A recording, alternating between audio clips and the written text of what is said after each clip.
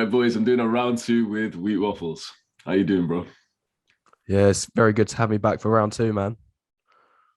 So he's just done a little face reveal to me as well. I took a screenshot, so I'll leak his photos. Oh yeah, I'll yeah, do. yeah, yeah, yeah, yeah, yeah, yeah. I'll get this guy kicked out of uni. Yeah. So let's imagine that they've already watched the first episode, so we don't need to go over the basics. Let's just jump straight in, keep up the audience retention. Let's talk about Jake Davison, the Plymouth Mhm. shooter that was he was blackpilled. He was an incel. It happened last month in September 2021. He was in the UK and he killed, I think it was 5 people plus himself. Yeah, he was legally allowed to have a gun. And this has caused quite a lot of controversy. And I think this is what's really brought the pills into the light of like normal people who aren't obviously like incels like we are. And what do you think about that? What was your thoughts when it happened? Yeah. Well, first of all, I'm surprised you even want to talk about this.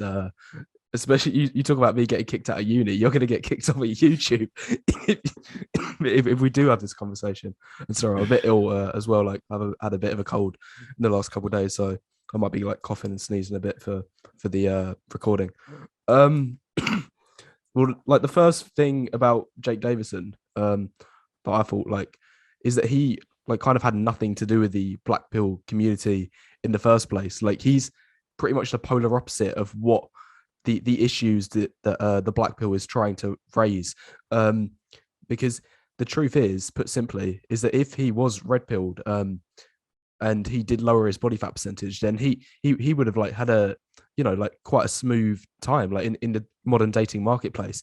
Not like a complete slayer of all women in his like hometown, like not at all. But he's definitely got enough genetic potential there to be able to like at least find a decent relationship or at least have like a fair level of abundance in his hometown.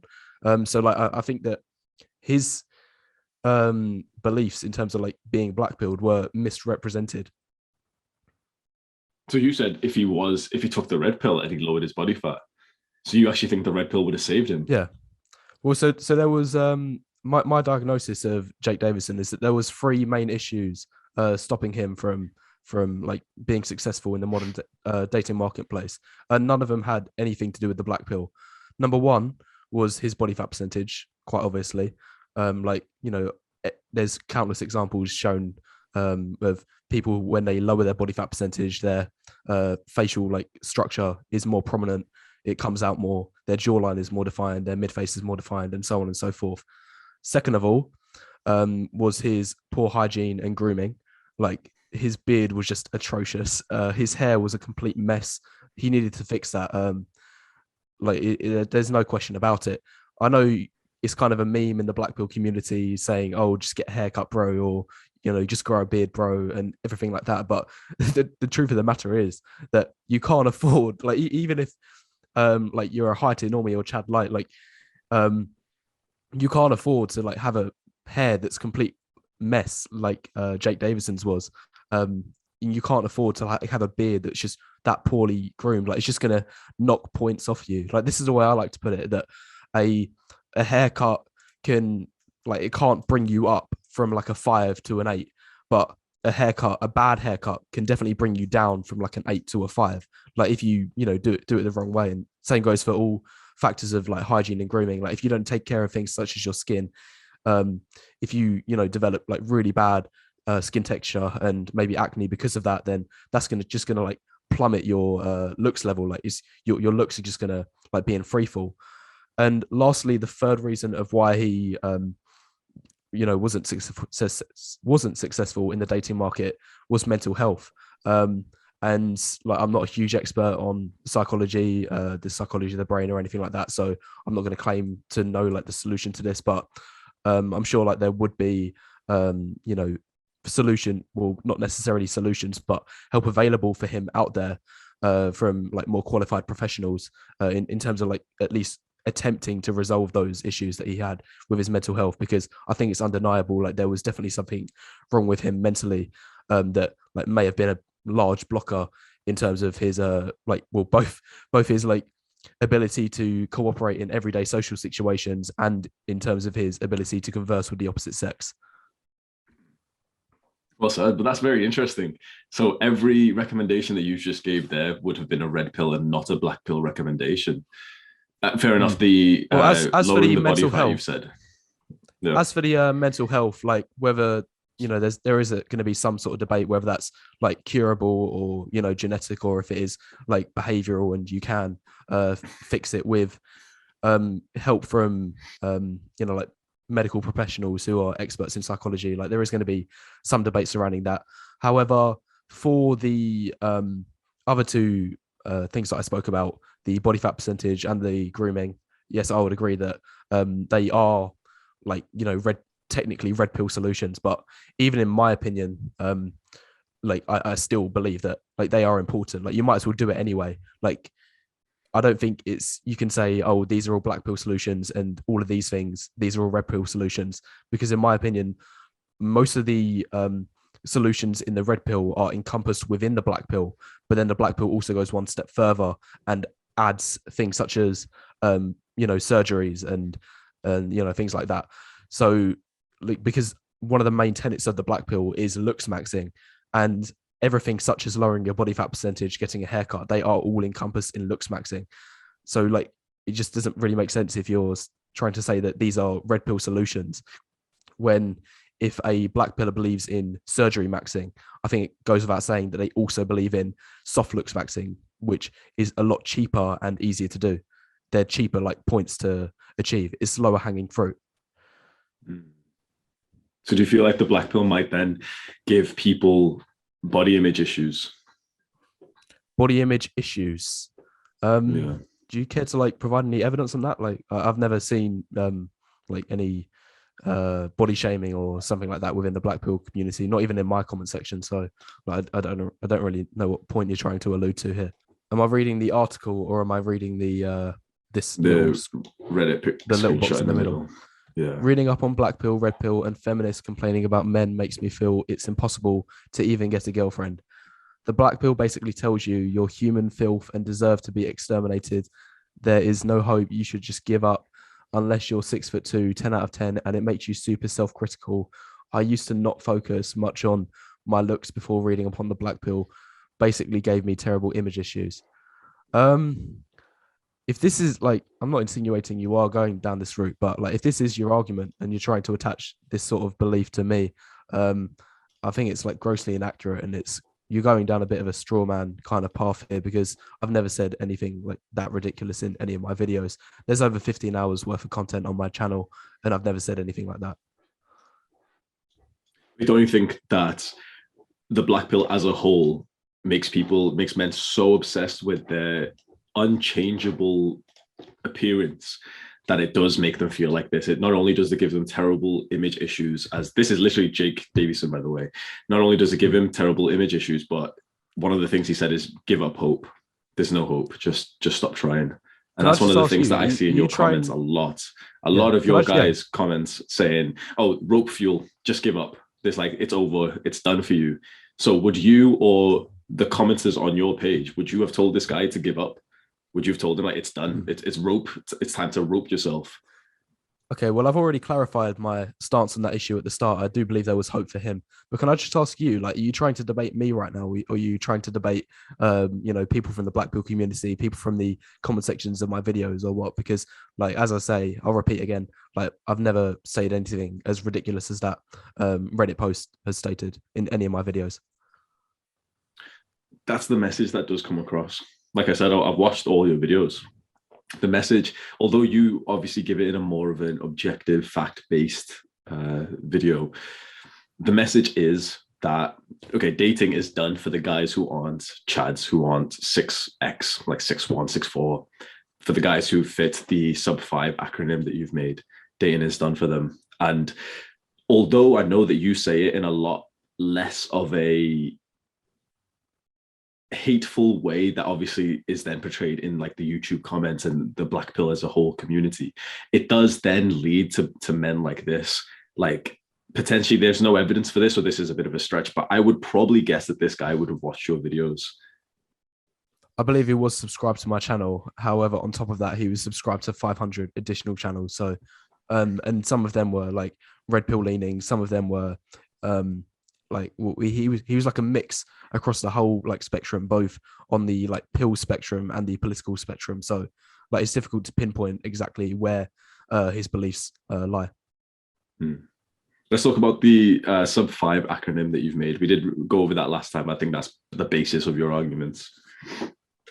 Yes. Well, for anyone who's not watching, just a reminder for them, the sub five acronym stands for short, ugly face, bald, fat, inches, which I keep having to explain this, but I think everyone knows what I'm talking about there. Vulnerable, or like meaning old. Or somebody else raised the point that vulnerable should also be used to include anyone with mental or physical disabilities. And then the last point is ethnicity. So what So your would you main agree? contention is a point about that. However, before you start, I just want to clarify that um, a lot of people have correctly noticed and pointed out that I believe it's the fourth point of that, fat, that is technically like a red pill stance. Like I've said this multiple times in previous streams that I believe body fat percentage is like massively important. Like body fat percentage is a looks killer. Like if you're anything above 20 percent body fat, it's just gonna like massively impact your looks. It can easily bring you down from like a 7 to a 4. It's just crazy the difference it makes. I've even gone as far to say that body fat percentage is more of an important factor than height. Like I'd rather be 5'6", a low body fat, like with a decent tier face, rather than like 6'2", but morbidly obese. It's very interesting that you've just said that, because I think that actually goes against a lot of the black, even your content, which is based on the sub five acronym, saying that pretty much any of those are death sentences. And fair enough, that can be changed. But one of the things you've heavily said is how negative it is to be short, to be 5'6", and you've shown literally videos of guys who are 5'6" and they're muscular, and you've said it didn't work for them. That, and the comments then are guys in your page saying those guys should have never even tried, like because they're that height. There was no point like whatsoever. Like they may as well just not exist because they've been cursed with that height. But now you're saying that you'd like to be that height and short rather than tall and fat. I've got 2 points to make on this. So first of all, even in those examples where I have shown a short guy who's, like ripped out of his skeleton, like he's spent hundreds and hundreds of hours in the gym. Like I've got two different stances on this. First of all, like I'm not saying that he should have never done it in the first place, because obviously it is going to have a massive positive impact in his life in other areas. Like it's going to increase his ability to make friends. It's going to increase his mental health. It's going to improve. Like you talk quite a lot on your channel about delayed gratification, and like that is the, like pretty much like the ultimate route to happiness, rather than instant gratification, which is in a lot of ways like destroying to your well-being. So like there are positives in that respect. So even based on those arguments, I'd say it's still beneficial for him to go to the gym. However, the point I disagree on is his ability, his increased ability to be able to attract women in the modern dating market based on the fact that he's went to the gym and got ripped out of his mind.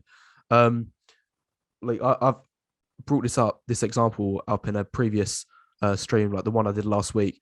I recently went to a club with this girl, and these two guys walked past. Both of them were manlets. They were probably about 5'5", 5'6", and the girl gestured to me. She looked at me and like squeezed her two little fingers together, indicating like they were really short. And I think that just highlights the fact that them, despite being jacked, it's not really going to be an attraction builder for them, because their main limiting factor is their height.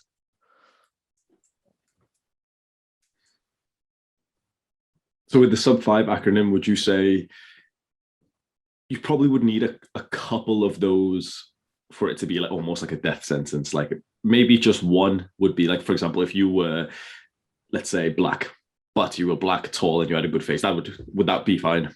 That would like still be attractive to women, right? Yeah, of course. I think black men, if they do fit those categories, like they can be hugely attractive. Like there's no denying that. There's plenty of examples out there. Um, but I think the sub 5 acronym that like I highlighted in my channel, it's more of just like a blueprint to. It's something easy to remember. Like like the people. It's like tries to convey the message of my video in as simple terms as possible. However, because it's so simple, it loses a bit of the accuracy, and you'll actually have to like watch my like the whole of my content to be able to like, understand like what my message is and like the point of view that I'm trying to come from. I just wanted to go back to one point because I forgot I was going to bring this up as well. So I personally don't even think that height is like a massive factor. I think that is a massively overplayed within the black pill community. I think it's all about the two aces. Aces. It's all about face and race. In my experience, when I've been at uni for 2 weeks now, I've seen plenty of guys. They've been like 6'2", normie tier face, white, and they're still like terrible with women. Like they just it's just awful. I think as long as you're not 5'7" or below, then 5'8" or above, like it's enough height. Like that's what I've experienced. I've seen in nightclubs. Like I was honestly shocked, like just because of how baffling it was. I saw two guys. They were shorter than me. Must have been about 5'8", and they were getting off. Like there was two of them, two examples at the exact same moment in time.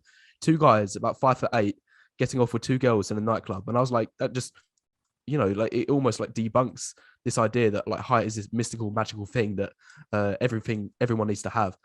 When I just completely disagree. I think it's all about the two aces. You got to have a good face, and you got to have race as well. Like, I'm gonna bring it up now. Like in my 2 weeks of university, I've seen pretty much every single person be able to like attract women, apart from men with an ugly face and men with darker skin. Like obviously you might have exceptions to that, and I think it goes without saying that you're a living exception to that yourself. Like of course you're a high value man and you've been able to attract dozens and dozens of women over the years, but like as a whole, men of like brown skin, I see them like massively struggling in the modern dating marketplace. But obviously you are a massive outlier in that situation. Like you are the exception to the rule, not the rule itself. Now, you want to know why I'm the outlier? Now, like, because you've just said, okay, height isn't that important. So what's left, you could say, is literally just the genetics of my face. But we've seen what my face looked like before. The reason why I'm the outlier is because of the red pill. Yeah, just to misinterpret to prevent anyone misinterpreting my point, I do think that height is still a big factor. But as long as you're like 5'8", 5'9" is doable. But as long as you're 5'10", then that's like more than enough height. Like you don't need really anything more than that. That's what I've experienced. I know I'm going to get a lot of people disagreeing with me in the comments on this, but like in my experience at university so far, like as long as you're 5'10", like I'm 5'10" myself, I've never had like any remarks made about my height. And in fact, like a lot of women will even say that I'm on the taller side compared to like the guys they've seen. So I personally don't think height is like a big factor, but as long as you're not sub 5'8", like if you're 5'5", 5'6", 5'7", then that will literally define your dating life. Like because women will chalk that man off in half a second. They'll say he's short, and then the attraction, like it's impossible to build the attraction. I've seen that example so many times played out. But if you're 5'10", I've never heard a woman say, apart from in very rare cases such as on online dating, where women say if you're below 6 foot, then swipe left. Like I never see like those sort of cases being played out. Like I think 5'10" is enough height especially in cold approach. Yeah. So going back to your point, you said that the reason that you're an outlier to the rule, you're the exception, is because you were red pilled. There is definitely an element of that, but even from a genetic standpoint, you are like well on the upper echelons of a man for your given ethnicity. Like I believe the average height for sorry, like if I misinterpret your ethnicity, but I'm just gonna like assume that you're Indian. Like, or do you want to clarify that? I'm Pakistani, but it's close enough. Pakistani, yeah, okay, yeah, yeah. So like for men of that ethnicity, like the average height, I believe, is roughly. I'm going to bring up the wrong numbers here, but I know it's less than the average height of white men. Let's just assume it's 5'7" or 5'8". Okay, so I was close. You're 6'1", aren't you? Am I correct? Yeah, so 6'1". So you're let me just do a bit of maths here. one, two, three, 4, 5 inches above the average height in compared to other men of your ethnicity. Secondly, like facially, I think that you're a lot more attractive than most of the guys of your ethnicity as well. So even based off those two genetic factors, and there's also an element of your frame. Like you've definitely got a superior frame compared to most men of your ethnicity. In fact, as the entire compared to the entire population as a whole. So in all of those three departments, you're well in the upper echelons. Like I'd say the top 20, 15% of guys purely just in terms of the genetic factors. So it's interesting that you say frame, because previously you've said that muscle doesn't seem to make a difference. I do think that muscle seems to make a difference. In fact, the reason I don't think height makes much of a difference in cold approach, like I've seen so many lanklets in uni. Like the amount of lanklets is just crazy. There's just so many guys that are 6'2", but their frame is just not necessarily their frame. Their frame is there, but their build is just awful. Like they're just way too slim and skinny. And they're not even like necessarily skinny fat. Like a lot of them are fairly low body fat percentage, but just because of their sheer lack of muscle, then they just get chalked off straight away as an option because they're just way too like underdeveloped in terms of the like mass, like just having a decent level of muscle mass. And I think that changes with age. Like I see so many examples of that for men who are like 16 to 20. Like not many of them go to the gym, so a lot of them are naturally skinny. However, once men are like usually in their high 20s, mid to high 20s and above, the opposite kind of thing happens. I've noticed that body fat percentage is more of an issue than the size of their frame. That most men who are that age or above usually have like a decent build, like naturally through things like work and like lifting heavy boxes and things like that. However, their body fat percentage becomes too high, and that's like the main limiting factor. But in my experience, just at being at uni for a couple of weeks, where most of the men are 18 obviously, but I'm a bit older, I'm 20 years old. Like I frame mog, if that's even a thing and even a term, or build mog, like at least 85% of guys. And you've seen me, like you've seen my frame. Like I'm not even that massive myself. I weigh 73 kilos, and I'm 5'10". So like I'm not even huge, but I still believe that just from pure observation, I frame / build mog like 80 to 85% of guys. Yeah, you would. For reference, because no one who's watching this has actually seen you, but I've just seen you then. Waffles, he's 5'10". He weighs about 160-ish pounds. And I'd say he's got like, let's say 14 to 15-inch arms, probably about 12-ish% body fat. He's got more of a athletic look, but also, the athletic look can be confused by a guy who's, for example, been to the gym and lifted weights for like a solid like year and a half or something. So compared to like you just said, to the population, you're in like 9 out of 10 shape, compared to the fact that like 3 out of 10 people are obese, the other 3 out of 10 people then are overweight. So 6 out of 10 people are like just fat. Then maybe 1 out of 10 is like anorexic. There's like probably like 10% of people are even like any level of good muscle and leanness. And so you're in that like top 10%. So I'll give you that fact there, that it's interesting then that now you're in a very, very primal place, which is like the university flats. Like that's where you'll actually get red pilled or black pilled or whatever, like, pill that you'll go down. It's in that environment. And it's interesting that one of the things that has been in your mind is just the fact that you've got such a better frame than these guys. And I think you're beginning to get like a lot more red pills because you're actually in the environments where this type of stuff is happening. I think online you can get like a very negative sense of the importance of attractiveness, especially when that's like the lens, like, the bias that you're viewing the world. So for example, if you're subscribed to loads of black pill channels, especially the ones which post a lot of social media content from women who talk about guys need to be 6 foot, then of course you're going to get black pilled and think, oh yeah, only height matters. But I think that as you actually gotten out into real life, you've started to realize like, yeah, there's 5 or 10 guys who are pulling more than the 6'2" guys. There's guys who've got an attractive face who are 5'8", who are doing better than the guy who's 6'1". There's guys who you might have seen who are like more muscular than the guy here, and they're doing better. Yeah, absolutely. And it was an interesting point you brought up about the kind of content that people consume, because I remember watching a documentary on Netflix. I forgot the name of it, but I'm sure people will know what I'm talking about. But pretty much the message of the documentary was that the content platforms such as YouTube, Reddit, they're tailored towards an algorithm which promotes more of the content that you like to consume. So let's say if you log onto YouTube and you see like slightly red pill leaning content, the algorithm is going to get feedback from that, and they're going to say, "Oh, this guy, he likes red pill content. Let's show him more of this. Let's show him more of this." And then the message becomes like more and more concentrated and extreme as they go along. So they're going to get like the hardcore red pillars, like MIG towers, like those kind of videos being suggested to them. And the issue that lies there is that these people are forming their beliefs on a like one-sided system, so they're never being exposed to differing point of views. And I think I'm kind of the exception to that case, because I've already stated before we had this call, like I actually watch all of your content pretty much. Like you're easily one of my top 5 content creators that I watch. I watch quite a few red pill content creators. Like, so I'm getting like a good mix of both the red pill side and the black pill side. So like I think I have a clearer understanding than a few other people who are only watching black pill content or are only watching red pill content, because that's going to give a a one-sided message.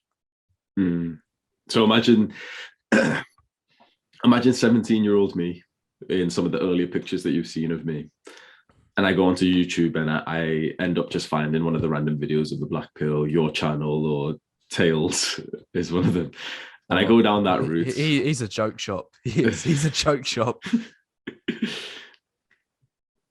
Do you think I should have taken the black pill when I was 17? I was short. I didn't hit my growth spurt yet. And, the idea is that generally you would have hit it, but I didn't hit mine. So I was about 5'7". I was about same size as my sister, actually. So I was about 5'6". Now, I had a pretty remarkable growth spurt in the last year of my puberty, where I went up literally 7-8 inches. But I was about 5'6". Now, that's crazy, man. That was like, I wish I had that. What's that thing that like the last hit of like the home run that puberty just served me? I was like, oh, thank God. But yeah, you saw my face. Now, previously you've said that my face was only really quite like a 3 out of 10 because of the fact that I had like a high body fat percentage. Now, it was fairly high, but I was certainly, like, you can tell by my frame in I'll have the picture up. I don't really have it handy right now, but in fact I might do, just so you can see it for reference. It's about this time. So this is just when I went into the gym. So I'll share screen and I'll just show you now. Okay. Can you see this picture? Yeah, I can see it very faintly. It's like a bit small. Well, no, I can only see it on the Files Explorer. I can't see it actually coming up. Oh yeah, that. So I'm age 17, and body fat, I think both of us would agree, but like it's hard to say, but maybe about roughly 15%, let's say. Yeah. This picture was only a few weeks after the other one. Yeah. But there we go. My main issue was that I had a lack of muscle. Yes, absolutely. But just looking at your frame as well, I don't think you can say that your frame was that bad either. Like, because you have got a natural, like narrowing, like slim, lean look, of your waist. So like, if you compare your hips to your waist, like it's visible that your waist is narrower than your hips, which is ideal, and your shoulders are significantly wider than your waist as well. So the framework is there. You've got a natural V taper. So the framework is there for you to be able to, like build a like ideal physique, like an 8+ physique. And obviously you've been able to do that. So based off of this analysis, I wouldn't have told young Hamza to give up on the dating market. I think there's enough of a like decent framework there to be able to work with something and reach a good level of potential.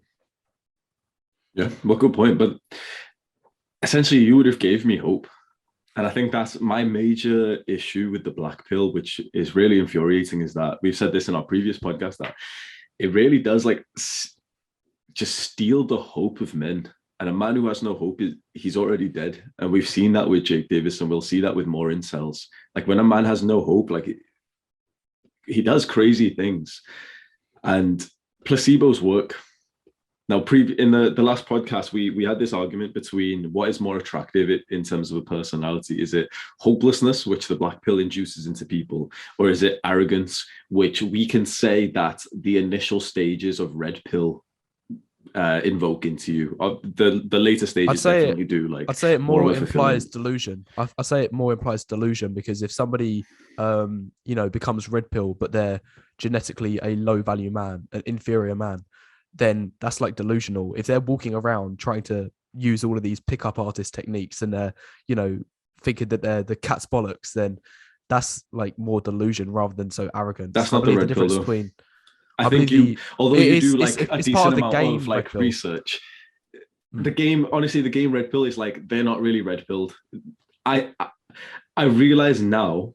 Previously, I was on the side of the red pill, and I realize now that I knew nothing about the red pill then, and I realize now after actually reading into it almost like full time for the last few weeks, that how little I know about it, which is like a fantastic, like weirdly a fantastic sign that when you look into something and you realize how little you know, that's when you know that you're actually like, getting into it, because you realize like you can be humble and invoke enough humility to continuously learn. And when I look at those guys now, I used to think that they're the red pill guys because they said they were and they act all alpha, and I realize how like blue pill and just average that those guys are. For the first few years of my red pill awakening, I couldn't even have considered myself red pill, even though I was telling everyone that I was red pilled. And so I've never really been, and those guys have not either, have been like what you could say red pill is potentially now, just maybe. But if you really want to know like what red pill is, you've got to look at Rollo Tomasi. You've got to be reading like the Rational Males, just watching like the little, like the guys who are talking, like, getting loud, and you got to be on your purpose and all the shit they say on YouTube. They don't like, they are not the red pill, and they're not even that red pill. Like, they don't, you couldn't imagine the guys that you watch, you probably couldn't imagine them reading like a sophisticated book on the feminine narrative and how like feminism has changed us. The red pill is more based on that. It's based on this idea that over the last 100 years, the feminine narrative and how like feminism has come in, it's completely rewired and created this opposite effect where women are more masculine and they're praised for it, and men are more feminine and they're praised for it. Feminism has convinced women that femininity is a bad thing, but it's convinced men that we should be more feminine. And this is what the red pill is really all about. When we talk about things like game and pickup and the things that you criticize, honestly, that's not even red pill. We can't even say that that's like red pill or blue pill or anything. It's literally just pickup artist stuff. And of course they get that like image that they are like sleazy guys, because they're using essentially tricks. Like, I'll agree with you here. They use essentially like quick hacks to, with thousands of hours that these guys have put into the field on like split testing approaches and everything. They understand. No, they're sorry. They don't understand. They just know what has the highest percentage conversion rates. And so their advice is like, yeah, go out like 100 times. And it's this line and this feeling that you can like, say to her that will have the highest success rates. They don't know why that works. And that's why they seem so sleazy, because essentially they're faking what the red pill hopes to actually create inside of you. The red pill wants to make a man like how he would have been 200 years ago when it's your dominant frame. And I think that like no man could even argue that this is a negative thing. The red pill is not about using like cheap tactics. It's not about like going out and cold approaching 1,000 women. Although, again, it's like the subreddits on, if you've been there on Reddit, or the YouTubers will kind of like, that's the thing that they'll talk about. But those guys and the subreddit especially, like, although they really seem like that's the red pill, I've realized now that that's literally just some random spurg who's like listened to, like looked at a few red pill posts and wrote his own experience where it's like some silly stuff like, oh, you got a cold approach, you got to speak to the girl and say this and like act like outcome independence. Those are like tactics that you can use, but the tactics are seen as manipulative and low quality and sleazy because they're literally just tactics. What the red pill aims is that those essentially tactics just become how you behave through becoming that high value man. So in my own example, for example, I faked it all for many, many years. I followed, the outcome independence and abundance mentality and stuff. And now it's like, now that I naturally do it, no one would even consider it in any way kind of sleazy that, for example, I'm outcome independence because I'm focused on my business more than I am on women. No one would think that it's like a negative pickup artist thing that when I'll go and speak to a girl, I almost don't even like care about her, because that's if you're black pill as well, that's how like the Chad acts. The Chad doesn't like care about her because he's got other options and he's just like, his mind is just elsewhere. He's just doing other things. That's the best case scenario. The reason why I agree with you here, but we need to really make it clear that these guys that you see online and the red pill subreddits, they're not even red pilled. Like, this is literally just guys who are blue pilled, who are literally in the beginning stages of swallowing the red pill. And in my experience, like I'd like to say that I'm like better than average in pretty much everything that I do. It's taken me a sort more than 6 years to get to this point. And I thought that I was like the full red pill alpha Chad when I was like 19, 20. I thought I was like so red pilled. And I realized now, like, I knew nothing then. And so I see so many similarities between the guys online. And it's probably your perception of the red pill is so weak right now, but through no fault of your own, just because, you know, you've watched red pill videos, and the guys who are watching this podcast, they've been watching red pill videos, but those guys don't do it justice at all. Like, all of us should be red pill. All of us are young men, like including Jake Davison. All of us are young men who have had some kind of struggle with women. And whilst the black pill just focuses on a small percentage of guys who have had no struggle, those guys that you focus on, like the Chads, they're not even red pill. They're still blue pill. They're just like nicely, like, you know, blessed with genetics, and they're like tall, and they've got everything going for them in that sense. But most of us are literally just young men who have been fucked by this modern day of the feminine narrative that has put the frame in the woman's control. Like dating is a woman's game right now, and we are like just the losers competing for like the bottom, like 20% of women.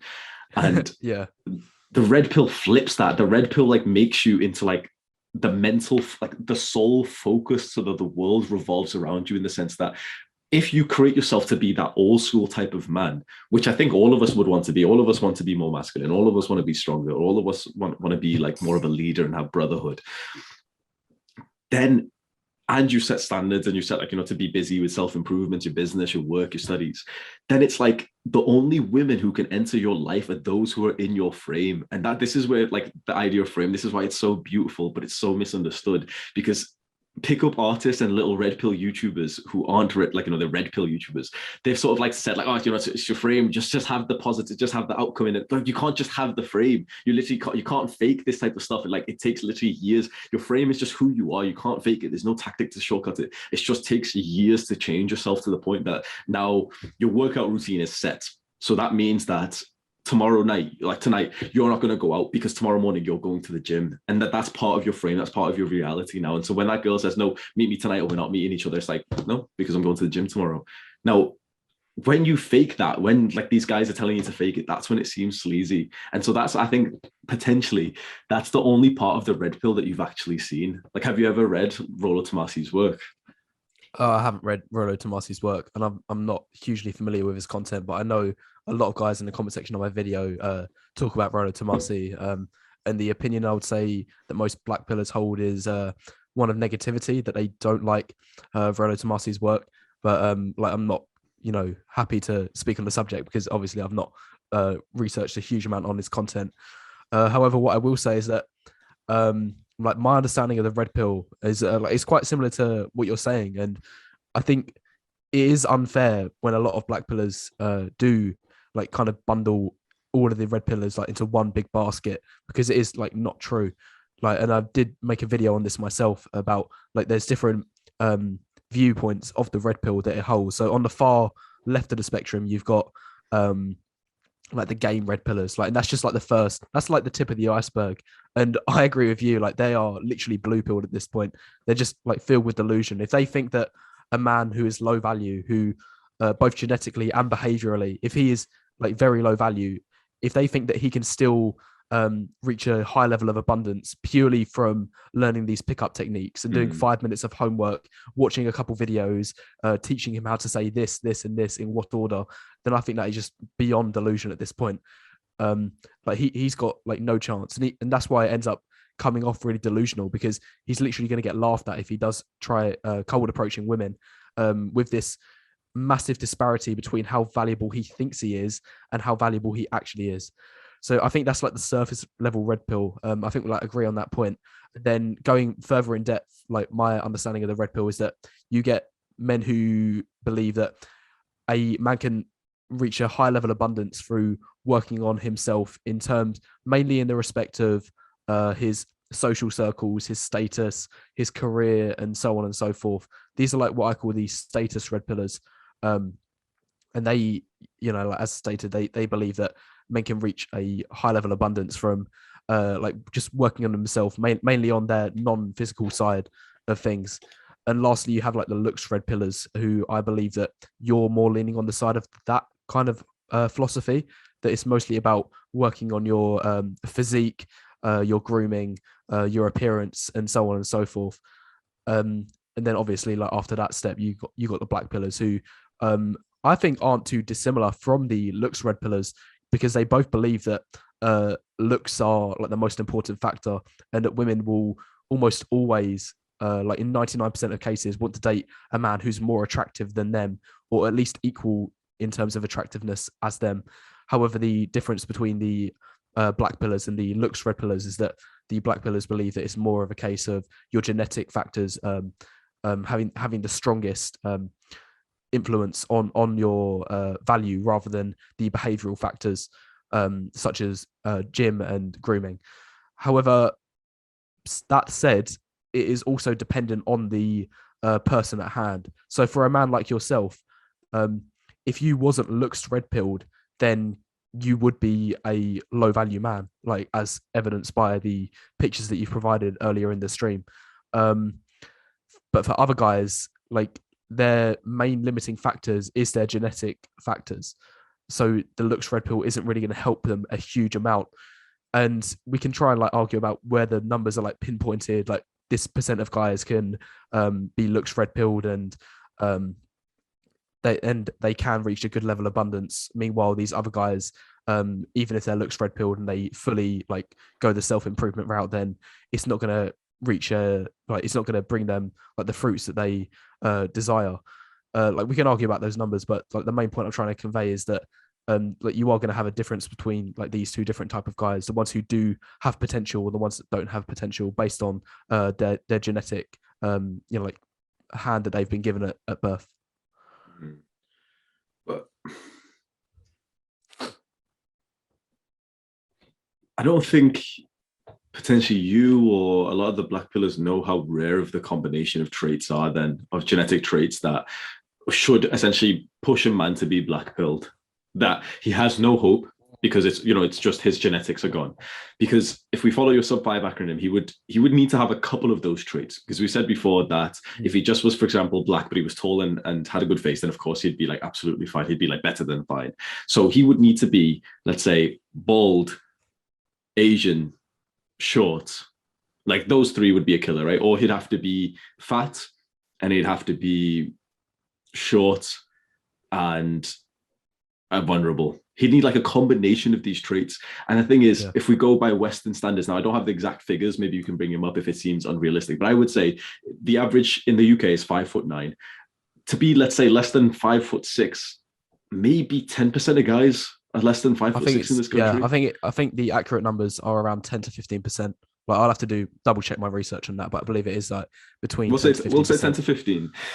So do you then think that, okay, the black pill is only applicable for like 10 to 15%, and even then it's not exactly helpful to those people? It just kind of explains to them, yep, you're too short, which they might have already known. Or compare that to the red pill, which honestly is applicable, and it's not just applicable, but it's helpful to 100% of the men who actually take it properly. The problem I have with the red pill, though, in that respect, if you're trying to red pill the bottom 10, 15% of guys who genetically don't have the potential to reach a level of abundance in the dating market, if you try to red pill those guys, then that's going to have a huge negative impact on their mental health, not positive. Because if they're being told this idea that like all you have to do is XYZ and then you're going to reach abundance, if they're being told that and their reality is so far removed. That's not the red pill though. That's again those like red pill YouTubers. The red pill's more of, they'll understand that because of where they are, that's like a huge downside to their value. But they'll understand that there's many different sources of like male value, and so if, for example, their looks are capped, now they'll still 100% out. This is one thing I very much disagree with. Muscle would still help, if not only just for the sake of self-improvement, mental health, and like more confidence and happiness within themselves. Muscle.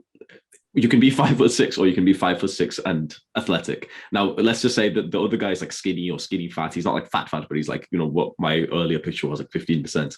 Or you could be 10% and have like a nice six pack and actually look really good. And although I did want to do this, but I didn't have enough time and no one's replied so far, but what I've wanted to do is go and find a bunch of these guys who are 5'6", who are now jacked, and literally ask them, like, oh, let's hear it exactly from them. What's your life like now? Are you glad? Like, because if they weren't glad, this is a very good point. If they weren't glad to do that, if it didn't improve their lives in quite a significant way, then they wouldn't have actually continued. You would have seen pictures of a guy who's short and skinny fat or fat or whatever. He builds the aesthetic body like you've shown in your videos, and you've said, okay, no, it's not going to help him because, you know, he's still short. Well, then we would have seen the same guy probably just give it up because it didn't help him with women, and that's probably one of the main reasons why he started. If it didn't help him whatsoever, he would have given up, and you would see this very clear transformation of short guys that you would have documented on your videos, where you see them get muscular and then get like skinny fat again because it didn't work. But you never see that. You almost never see someone build up a very good like muscular frame and then like lose it in the sense of like it didn't work for them. Of course, they might lose it with like injury or something. You see people build the body and literally keep it for so long because it works, because it truly transforms their entire lives. And that's one of the things I was going to do for this podcast. I wanted to message a bunch of these short guys and ask them themselves. And the thing is, we know what they would say. Let's just be honest. If you had to like really visualize their response to my message saying like, oh, by the way, like if I lied to them and said, oh, I'm short too, and I think that I might try and start weightlifting, but I don't know if it's going to help me. I don't really attract any girls. Did it help you? Are you more attractive to girls? We know 100% that those guys would have said like, yep, you know, I was short too, and I was quite depressed with it. And I know that girls like guys who are 6'4", but I started working out, and you know what? Not only am I more confident, but now I've got a girlfriend. Now I'm getting more matches on Tinder. I'm actually getting dates. And of course, a lot of these girls still don't like me because I'm short, but I'm actually getting so much more now than I was previously. It's interesting that you say that you don't have like any evidence at hand, but like I know quite a lot of my audience is aware that I do like the Fiverr racing and analysis system. So I've seen like countless examples of these exact scenarios playing out. I've seen men from all walks of life, all heights, all ethnicities, all like different like genetic factors. I even had one guy who came to me. He had this condition known as alopecia, which for anyone who doesn't know, it makes your hair fall out. And he was decently attractive when he was like in his high teens, low 20s. And he said that he was probably about a 7 in terms of looks. I think that was the rating I gave him. And he had a good level of abundance at that point. But then alopecia hit, his hair loss, and then he said that he hadn't received anything since. But going back to the point about these short guys who, like get jacked, and how does that impact their abundance in the dating market? Like I've seen so many cases of this. Like this is, it works in like 3 stages. So when I open a new order, like some guy messages me, they send the photos, and they usually send some like paragraph of like their backstory and their history, like how they're dealing with the dating market right now and how they were in the past. And I've seen so many examples. Like I've rated over 800 people, and I'll probably say at least 10 to 15 of these guys have been this exact case. Like just it's almost like a mirror of each one. Like they're so similar. It's just crazy. And it goes in 3 stages. So first I see their photos and I'm like, oh, not bad. Yeah, he's like fairly decent looking. He's high tier normie, maybe a Chad Light, a 7 out of 10. And then I read their paragraph, and it goes something like this: oh, things are really bad, Wheat. Like they're not going well. Like I've never had any woman compliment me on my looks, and so on and so forth. And I'm thinking, that's interesting. Like things aren't really lining up here. Not really what I would expect. And then I read further down, and then I'm reading, and oh, he's 5'4" in height. Oh, there we go. That literally puts all of the pieces of the puzzle together, and explains everything. I've seen so many examples like that, and a few of them have made the transformation between like having a bad physique to getting like a very like highly aesthetic physique. However, it still like doesn't reap the benefits that you would expect, because their main limiting factor is their height. Like it doesn't matter. This is why I think that for men of this height, their build/frame doesn't really have that much of a relevance, because you got to look at a person's main limiting factor in terms of like the reason they're getting rejected.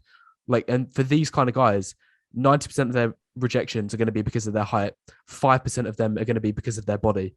Like the numbers are just like inconceivable. Like to try to like compare. Like it's just crazy. What do you suggest to them then? So, my main solution for each of those, I've spoken about quite a lot of this in my videos. Um, Obviously, across the world, not all men are of the same height in each different country. So in the US, the UK, and most of Western Europe, the average height for 18 to 29-year-olds is 5'10". In some Mm. countries, such as Germany, I believe it's 5'11", maybe 6 foot. In Netherlands, it's 6 foot. Um, However, in other countries, such as Thailand or the Philippines, the average height for men there is 5'5". And Yeah. now, if you make the comparison um, of a man who is currently in the West and he's 5'4", um, he's jacked and he's white skinned as well. If he goes to a country like the Philippines, he's now in a country where I'd say his SMV has skyrocketed. He's significantly above average compared to the other men who are living in those places. I'm glad you So said like that that's white skinned. But then what would be the suggestion to the guy who's then, let's say, 5'5"? This the stereotypical comments I see on your channel, which is the 5'5" Indian janitor. He's five foot yeah. five and he's darker skinned.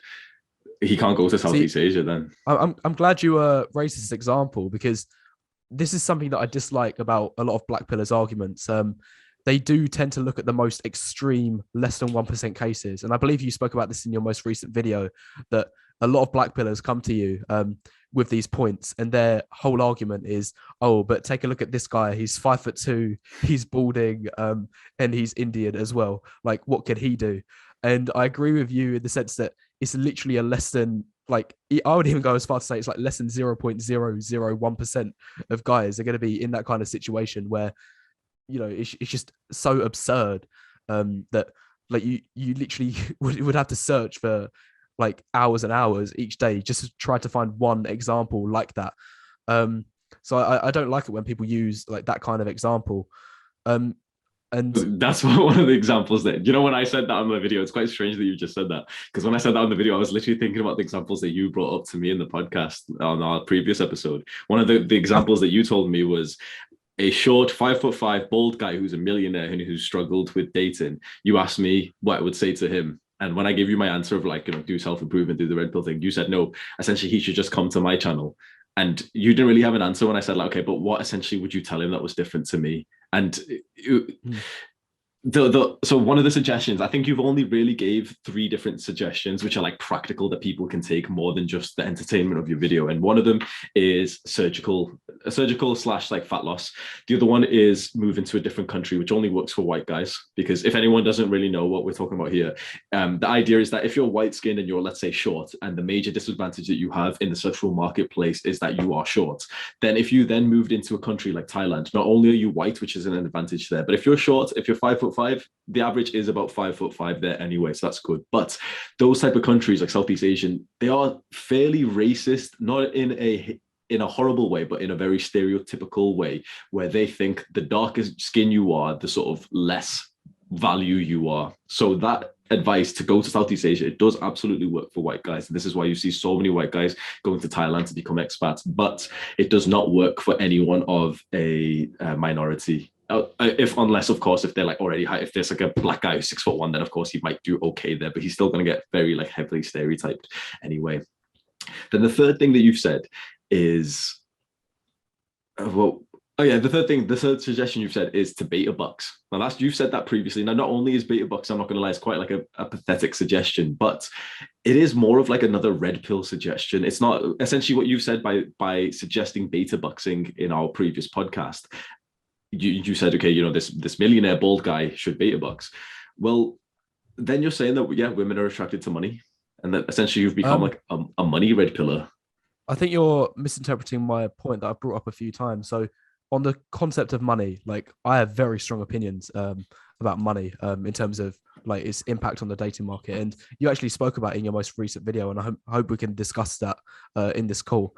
When I've made the point about beta boxing, I've never said that it should be used as a means of attracting women and leading with your wallet in order to get a girlfriend. I've never said that. I think that is a like terrible idea, because it's just going to lead to financial abuse.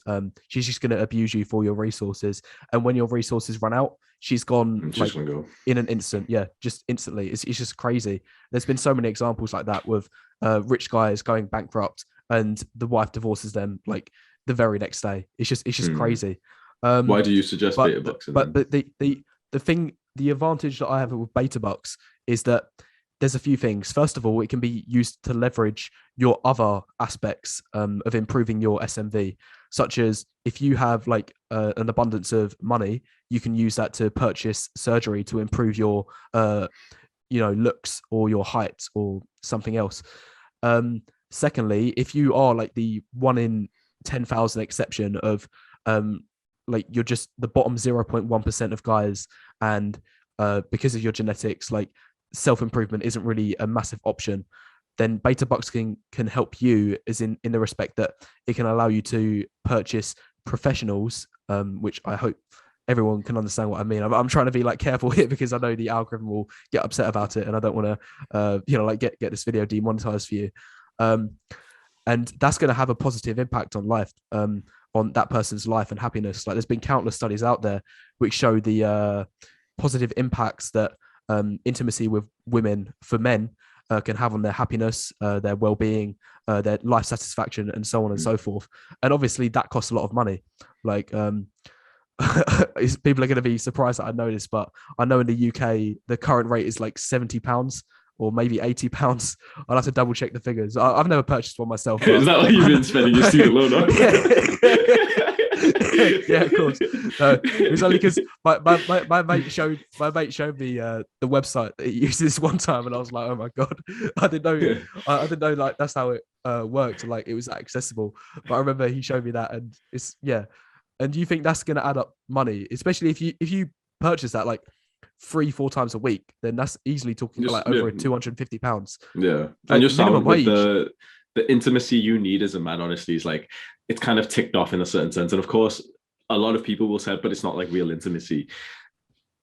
The thing is, like, if you're a guy who isn't getting any, if we're literally talking about like the bottom like X% of men who just are not attracting any women whatsoever, the thing is, although it seems very creepy and weird to discuss this right now, the fact is that for almost all of our time as humans in the developing world over the last few thousand years, like I won't say the word, but like the houses of this word, the beginning with W houses, that has been like literally one of the most profitable businesses of all of mankind.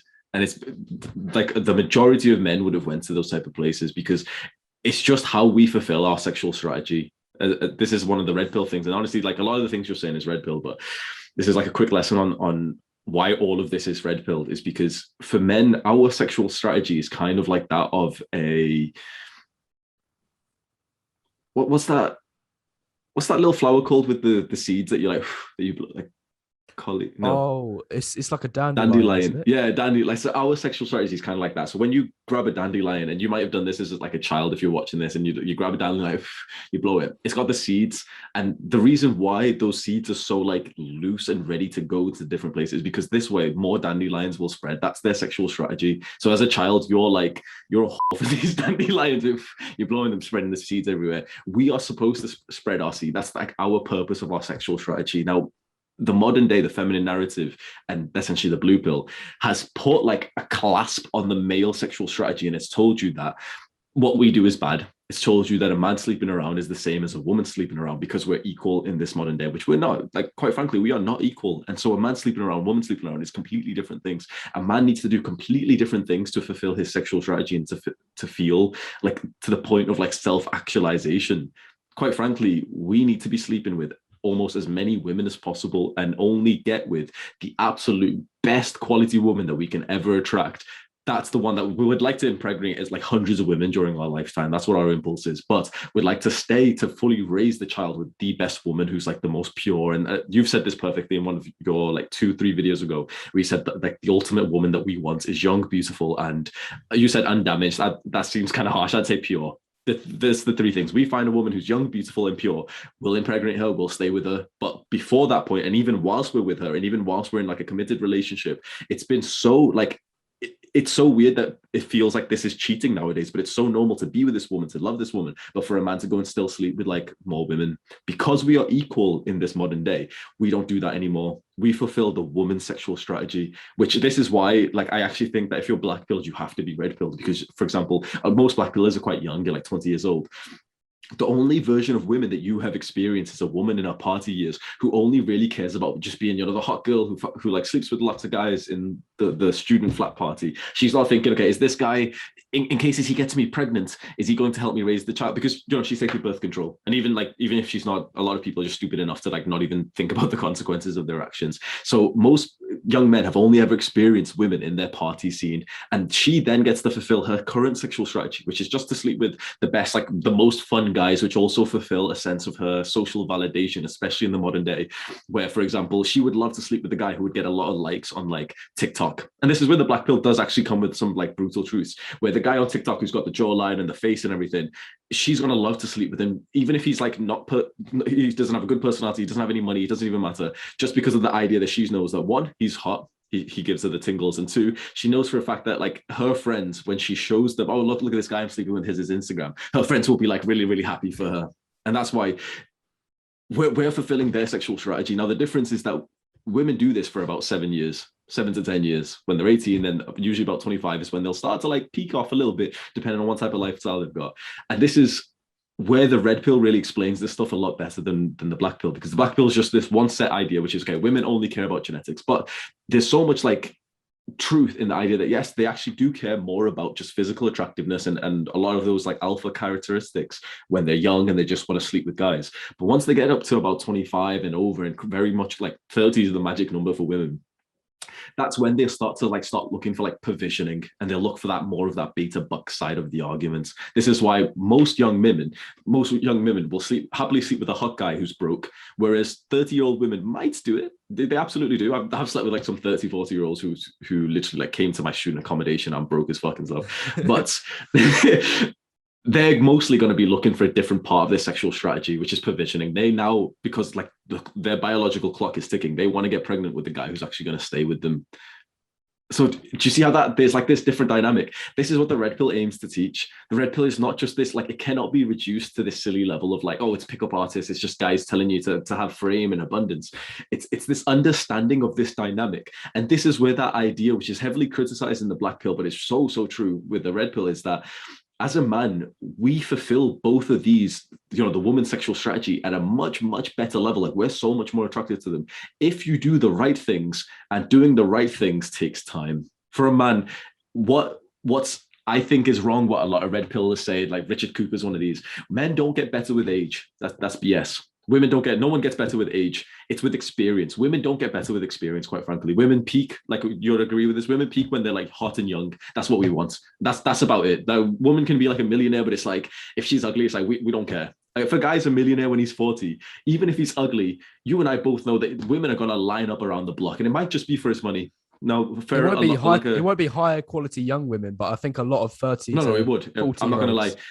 It would literally be like the Instagram model type of women. The Instagram models love to take pictures with other Instagram models, but you could see this dynamic so clear around the world, where it's like some ugly ass like 40-year-old guy who's like a multi-millionaire who's sleeping with like hot 20-year-olds. Now, of course, the 20-year-olds just want that's just money. A beta buck, so they want his money. But the thing is, sex is always about an exchange of power, no matter what, and that has been one of the most common dynamics of like the older successful man and the young woman. Now, the modern day red pill, which I think that the YouTuber First Man really does perfectly, is that he says, go for that, but why be that ugly guy? Why not be his idea is the straight 7 system? Why not have as good of a body as you can make it? Why not have as good of a social circle and to like emulate like, your alpha character with your fashion and everything, and also have the money and have your health?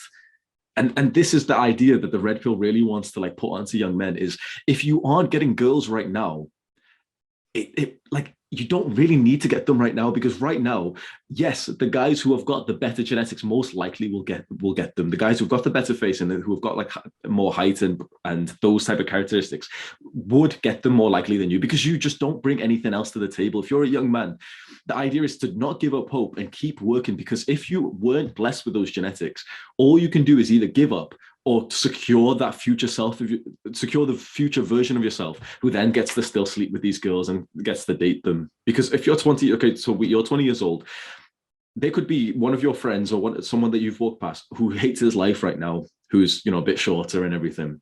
And the issue is that if he falls down the black pill hole, he's going to then be convinced that it's over for him. It's over. The red pill tells him, okay, if you're not attracting girls just yet, just don't worry. Keep working hard. Build the 10 out of 10 body, but build like some wealth, get some confidence, get your social circle, do like a lot of like badass, like masculine stuff that makes you feel like manly and masculine and everything. And then when you're 30, you'll easily attract the 21-year-old girls, because right now, you can probably attest to this, you're surrounded by 18 to 21-year-old women, and those girls are sleeping with just like guys like you. They're just sleeping with just kind of like the normal guys who are around them. But what you're not seeing is the high level girls, because the high level girls are almost invisible to a guy like you and your friends. No offense to this, because I'd say like I'm somewhat on your level, where the high level girls, the 8s and 9s, like the true 8s and 9s, we all have this fucked up perception where we think that the girl that we like are looking at is an 8, so she's not. Like a 10 or a 9 out of 10 is like the type of girl that Drake, the rapper, sleeps with. So the 8 out of 10 is literally the girl who's got like 500k Instagram followers. I guarantee right now that she is not interested in any guy that you've like looked at, that you have personally seen in the last few weeks. Like the majority of men have never even seen one of those girls in person. Why? Because they go to the gyms that are $400 a month. They live in some like fancy ass apartment that's paid for by a rich guy. Those type of girls almost exclusively date rich guys, and it's a huge benefit to those same girls if that rich guy is also more attractive. And this is what the red pill tries to put onto young guys. I think they usually want a person with a whole package. So if a woman is in like the top 0.01%, like she's not just gonna want like some really attractive Chad, like who's broke. Like she's like high enough in terms of the echelons that she can afford to narrow her standards down like to a fine point. Like she's gonna want the whole complete package, including like the good looks, the height, the muscle, the build, the frame, the social circles, the status, the money. Like she's high enough up the hierarchy to like literally demand everything in a man.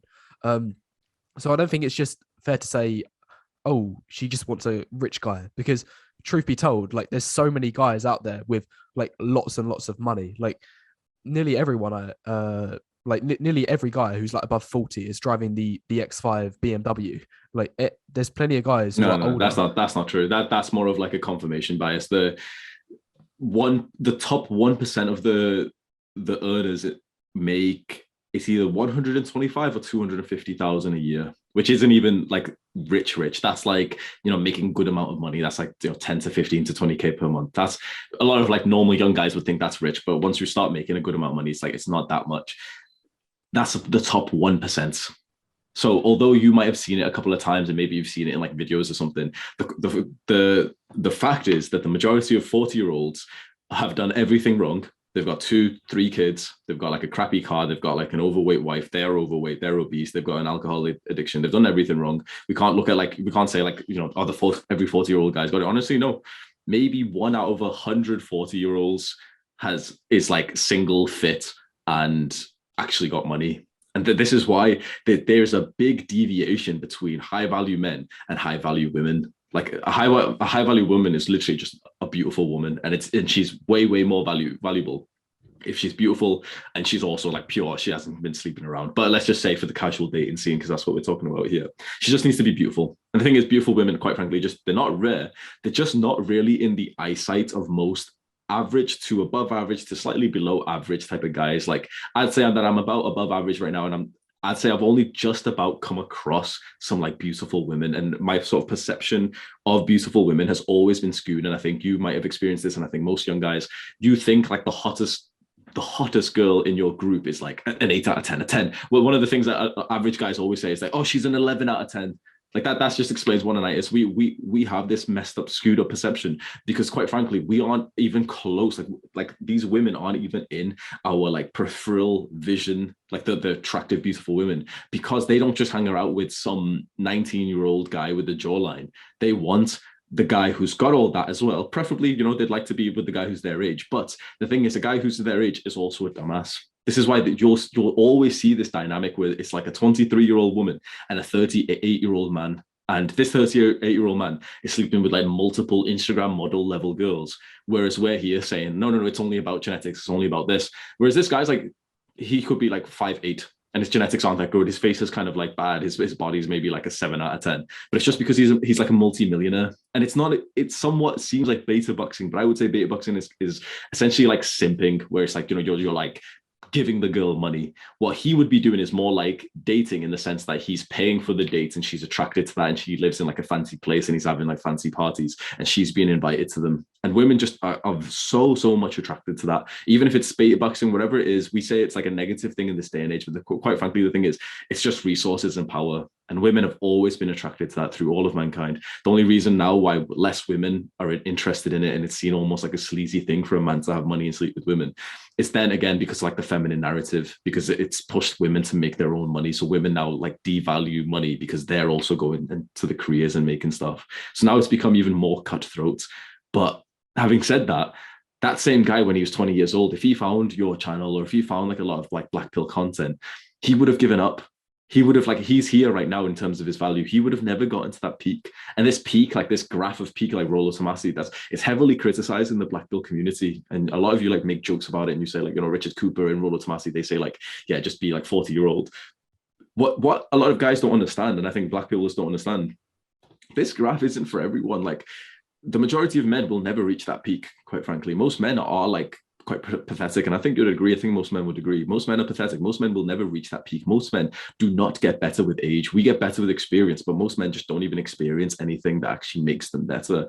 This graph, like, that ideal graph of Rollo Tomasi, and I'll have a picture of the graph up, it shows that women hit their sexual market value peak literally as soon as they hit puberty, which feels kind of creepy, but it is quite frankly the truth. And it peaks up until around like early 20s, and it goes down after that because their attractiveness goes down, and quite frankly the years of abusing their bodies with like drugs and alcohol and enjoying their lives in the party scene kind of like hits a toll on them when they're 25 and they get that lower belly fat and everything. Whereas for a man, our value is low. Like, so there should be this deviation right now that if you're a young man, the women around you are up here and you're here, and this is why you're struggling. Like, other people will tell you it's genetics and stuff, but this is why you're struggling, because she brings everything that she'll ever have to the table right now. Whereas you bring almost nothing. All you bring is your genetics. Now, if you're a guy who's got great genetics, you might be up here. But if you're a guy who's got like average genetics, which is the majority of men, probably like, let's say 60, 80% of men have got somewhere in the average range of genetics, you're going to be here while she's here, and you shouldn't be able to attract these women right now. Now, if you actively get into the scene where like the casual sex is happening, so for example, Waffles is in universities, going to nightclubs, then just by the nature of like repetition, you'll end up just kind of like, I wouldn't say getting lucky because it still requires, something, but you'll end up, sleeping with a couple of these girls. But this is that deviation right now. And this is what happens as time goes on. You will notice that as you get older, the same women that you obsessed over, as they get older, their value goes down, and they will, like, within a few years, if you're 22 and you're obsessing over this girl who doesn't like you, I guarantee within a few years, like, you'll be about on level with her, and she'll start messaging you more when you're 26 and you're actually like making some money. You've been into fitness for 4 years. But then imagine another 10 years of that, where now she's got 2 kids with 2 different fathers. You've stayed single. You've built this like incredible business. You've built like the genetic muscle. And even if we say, maybe it's not so important to be jacked, but the thing is, it's got to help at some point. So imagine it, because you've had that much time, not only have you improved your mental health, your social circle, your discipline, you've done like a bunch of exciting, badass, masculine habits, but you've built so many things in your life that now when you're 35, these women who are like 22 and they're all on Instagram, the thing is, they are going to be so incredibly more attracted to you than they are to the guy who is in the same little sketty club as them. Like, those women are tired of going to the club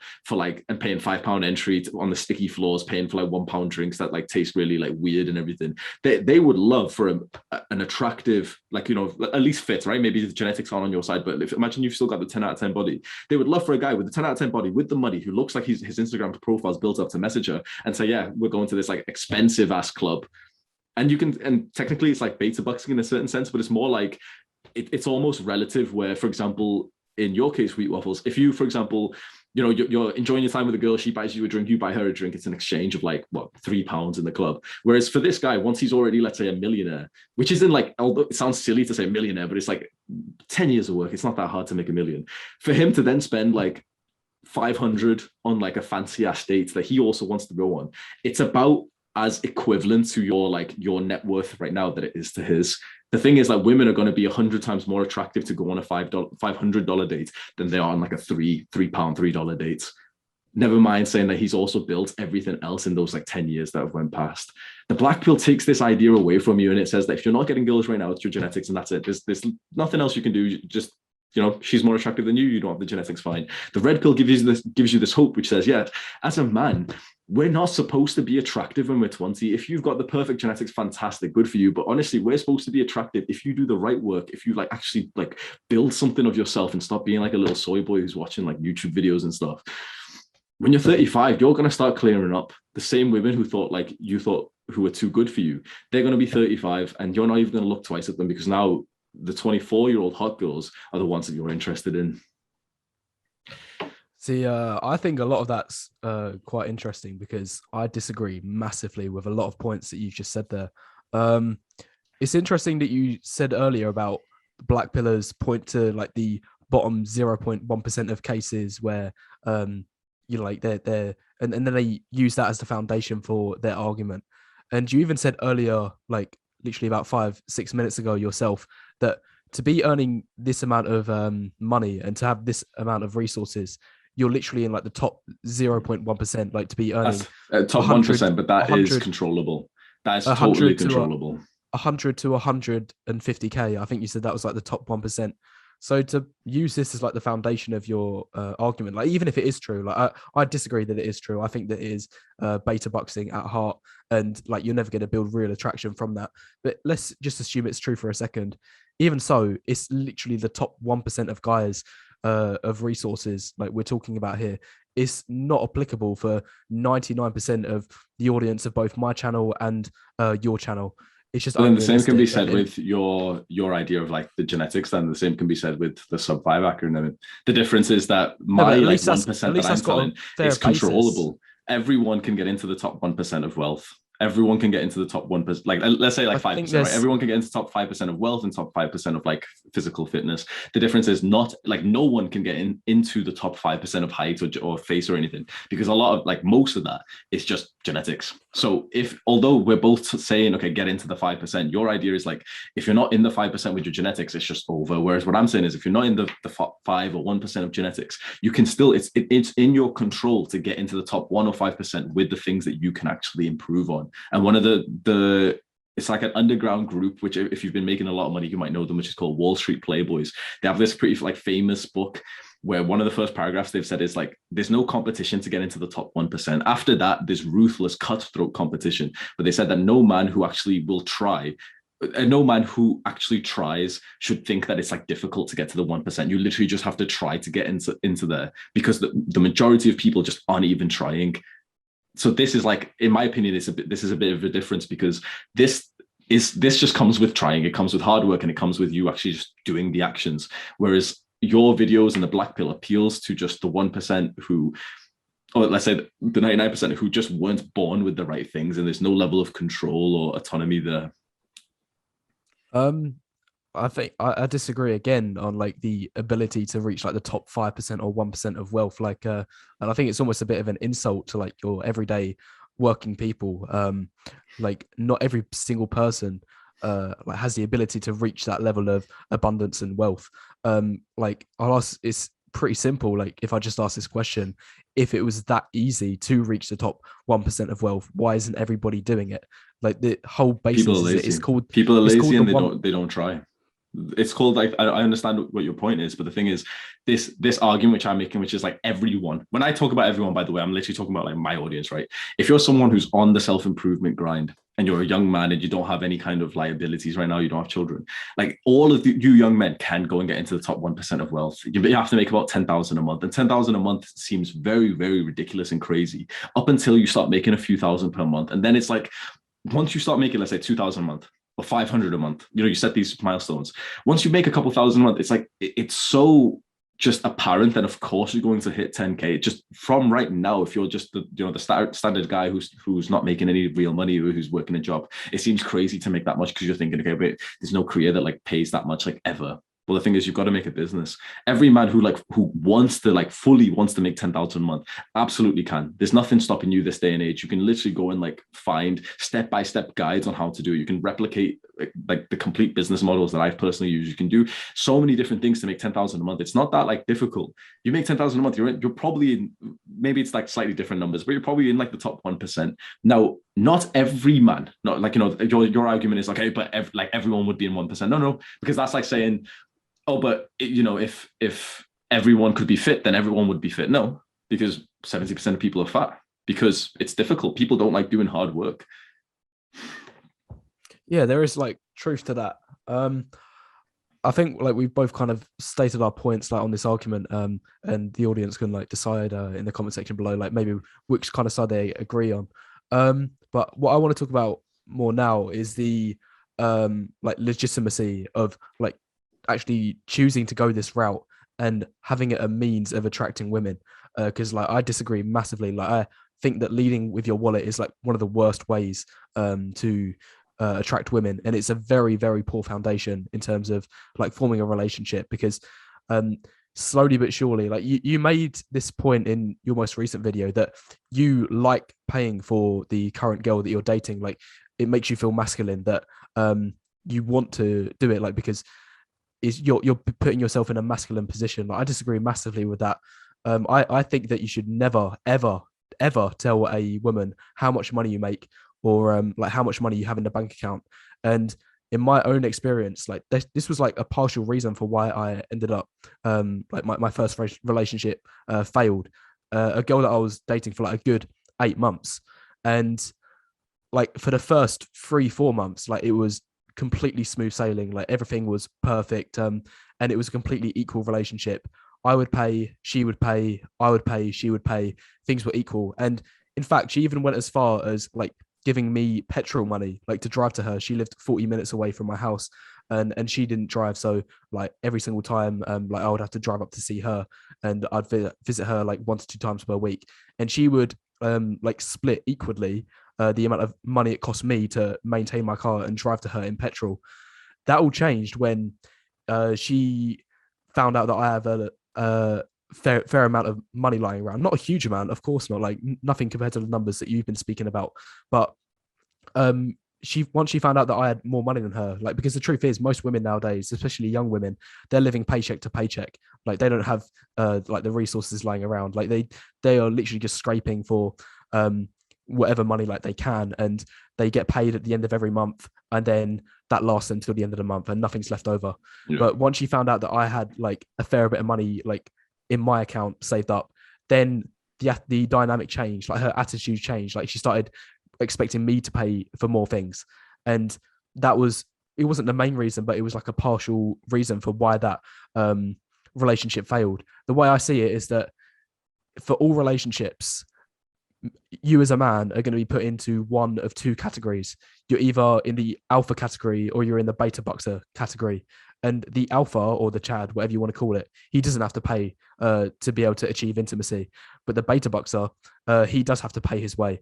And slowly but surely, if you like begin simping and beta boxing over a woman, her demands will grow. She's going to expect you to pay for more and more as time goes on. And I think this idea that saying you like paying, you want to pay for this woman for the dates that you go on, you're voluntarily, like it's almost a relationship side, like you're voluntarily putting yourself in this beta boxing category when you want to be in the alpha category. And in my own, it really depends though, I'm not gonna lie, because you said okay, you've got to be either not so much now, potentially, because this kind of shows your age, like no offense, but at your point, you kind of have to, if you're in a serious relationship, which by the way, I'm not like, just a disclaimer if anyone's watching, but me and my girlfriend split up right before I posted that video. But if you're in a long-term, like, hey?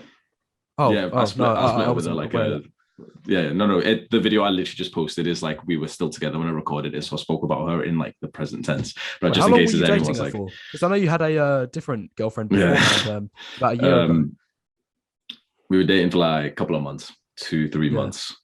If I'm honest, man, like I know I'm not like here to speak about like your personal relationships or anything like that, but just from my opinion, I thought that you was higher SMV than her. I personally think that you could have done better. So like obviously I don't know the whole context of the situation, but I think that like obviously I'm making a statement with not much information at hand, but I think if you did break up with her, you made the right decision because I think that you had better options. Thank you. But you can do both, and honestly, in the best relationship, the man is like what a woman. Maybe you probably wouldn't have experienced this just yet, because when I remember in my time in uni, you're right. There's literally just the two sides, and I can completely understand your viewpoint of this beta and alpha. What I've never said to actually be the beta bucks. What I'm saying is, when you want the ultimate woman, which I now like, the reason why we broke up is just, quite frankly, I just realized like I want that ultimate woman literally in like 15 years from now. Like I want to like find the life, if you could like find the lifelong partner who you have children with and everything, literally when I'm closer to like 40, and I realize like, why am I in a relationship right now if like right now it's just the time to build my business. But that's a side note. For that full official relationship where you're going to have children with her, you need to be both sides. Does that make sense? So right now, you would do better with your goals just being the alpha side. Show no beta side whatsoever, just be the alpha side, because you're young, and the thing is, you probably don't want to meet the mother of your children that you want to marry right now when you're in like going to nightclubs. You literally just want to show the alpha side, because the alpha gets to just sleep with the woman just based on his own sort of like characteristics. The beta might be able to sleep with her if he like pays for a lot of stuff, but that's not exactly the mindset I'm going for. When I was talking in this video to say like, the men should pay, that's for the official like relationship where you want the perfect dynamic of her being as feminine as possible and you being as masculine as possible. And when in doubt, literally just think of like the black and white relationships, like 200 years ago. Think about the man in the suit and the woman in the dress. Who would have paid? Of course, the man. It's just how it's how it always works, and it sets like a very no, but the dynamic frame. was different at that point in time because women weren't in the workplace. That's true, like, but nowadays my things sort of are perception different. with this is the man actually makes like a lot of money, and even then, I'm not gonna lie, quite sexistly, the best relationships is also one where the woman just either doesn't make much money at all, or like she just doesn't work at all, and like she's like the full-time mother anyway. And so that's the mindset behind that. I maybe didn't explain it so well because it was only like a very short part of the video, but the mindset is that still be the alpha fuck side through most of your life. Only do the beta side in a what's the word in addition to the alpha side when you want to show that this woman is like the one that you want to stay with. Because if, for example, okay, this is the woman you love and you want to have kids with her, but if you only show the alpha side, she's not going to get the sense of provisioning and comfort and stability with you. You would have to show her the beta side, which means that you would have to show her that you would actually like stay around while she's pregnant and actually help like father the children. And one of the most important parts of like provision, like the factor of provisioning, is literally just money. And you show that money by essentially demonstrating, by courting her, that you're paying for it. Now, if you're watching this, do not do this when you're young. If you don't want to meet the mother of your children right now, only do this if like you're already old enough, you literally want to court this woman to be the mother of your children, and you just want to make sure that like she is more of like the feminine side. Because if, for example, she's like fully saying, no, I'm going to split half, I'm going to pay for this one, it kind of like, that's your red flag there to just show like, yeah, this is more of a modern masculine woman, and it's potentially something when you really think about it, you probably don't want in like a lifelong partner. I think that's a good thing. I don't think that's a bad thing. Like in all of my interaction with women and all of the dates that I've been on, everything, when the woman's been entitled and she's expected me to pay, things have never been worked out. She ended up getting flaky with texts, or like she would just ghost, or like just whatever happened. She wasn't interested. And in fact, in my opinion, the single-handedly like most important factor that determines whether a woman is genuinely interested or not is if she's putting money on the table. If she like pays her way and pays her side, and she views things as equal, then the interactions has worked out. I'd either like have a long interaction with that woman, or I'd have a relationship. Because quite simply, if a woman expects you to pay for things, she's implicitly saying, I'm better than you. You need to compensate with these resources in order to have access to me, and in order to date me. And I think you're kind of setting yourself up to failure if you're voluntarily putting yourself in that position, because you're saying it yourself. If you pay for a woman's dates and you're paying way more than her, like 95% of things, then you're literally telling yourself that she is better than me. Therefore, I need to put. I'm not too sure about that though. I think the first point that you just made then was actually like, it just made me think like, yeah, but every girl that I've slept with paid for half as well. Every time I go for like a cocktail date, for example, it's always like the thing we'll get a total of 4 drinks. I buy the first one, she buys the second, I buy the third, she buys the fourth, and they're always the girls that I end up sleeping with anyway. And of course, it's like a level of investment on her side. So I think this in our relationships right now when we're quite young and like pretty much we just want to like sleep with the girl and maybe like if she's cool we'll end up dating her or something. Quite frankly, yeah, she should be paying for half because if she doesn't, it does show like a level of entitlement. What I'm really picturing, to be honest, is probably a bit irrelevant right now, but it's because I've been doing a lot of like thinking about the feminine dynamic and everything, and I've been just thinking of like what the old school guys would have done 200 years ago, and it would have been like strange for a man to get into the feminine side, to like, you know, stand at the side while his woman pays, and potentially that's like, you know, it's No, but I don't think outdated, that's applicable. Yeah, no, but I don't think it's applicable in today's like but modern only by the financial feminine, market. When only because of the blue pill like feminine idea though. And the idea is like I think the ultimate idea is this is, you know, the long term, right? Because you're going on these dates with these girls, but like you're not thinking that these girls are going to be the mother of your children. You're not going to be like ready to settle down now. The idea is that when you are ready, you probably then wouldn't want an equal modern day blue pill feminist relationship. And you know, the feminine blue pill relationship is where she actually like pays for half.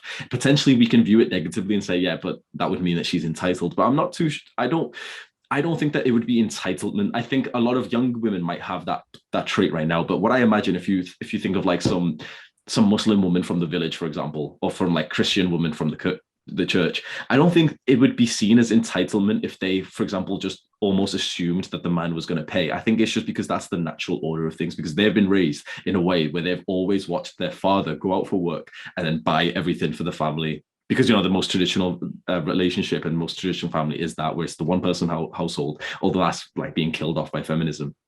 But that's what those like good high quality women who are like pure, young, beautiful, that must have been the dynamic that they have seen with their parents. They would not, those type of women would not have seen their mother be like an equal partner who also pays for half and who works full time. They would have only ever, like, that woman can only really come from that family where the woman would have been a stay at home mother and the dad would have went out to work, and of course the dad would have paid for everything. mm, yeah, I think we get again like similar to the previous point that we spoke about half an hour ago. Like I think we both understand like where each person is coming from. We've both like had a chance to explain our points and our stance on this issue. Um, so yeah, like I think that point's kind of cleared up, and again, the audience can like determine what stance they agree with. But I just yeah, the last thing I was going to say on this point before I move on to the next one, yeah, so the girl I'm dating right now, like things are completely equal. Like she's paying for half of things and I'm paying like for half of things. We're both in the same flat, and um, yeah, like I'm never like I already know already, like I'm never gonna tell her like how much money like I have, like because obviously I took a gap year for university. That's why I'm a lot older than everyone else. So like I had a chance to work and like build myself up and like build up my financial situation as well as like my physical situation and everything like that. Like I already know for a fact that I'm never gonna tell her how much money I have. Like even if she sees my account, like she's not gonna assume it's that much money, like because all of my money is like invested in stocks, and I've got like $1,000 in crypto as well, like a 50-50 split between Ethereum and Bitcoin. So she's never going to see that side of it, and like I'm happy with the like dynamic that we have going on right now. Like we obviously we've only been seeing each other for a couple of weeks, but I'm happy with the dynamic we have at the moment. So I don't really feel a need to change that because it could upset the current dynamic. Like I think if it's not broken, like don't try and fix it. So I think like I'm going to try and keep things like how they are now. Um, moving on to the next point. Like I've been meaning to like ask you about this for like quite a while, because I know you, in a lot of your videos the focus is on mental health. Like I've heard you make the point in like quite a few of your videos. You say that if you want to get fit, then rule zero is mental health. So rule one would be, you know, like working nutrition and fitness and things like that, going to the gym. But rule zero is mental health. If you want to improve your financial situation, rule zero, mental health.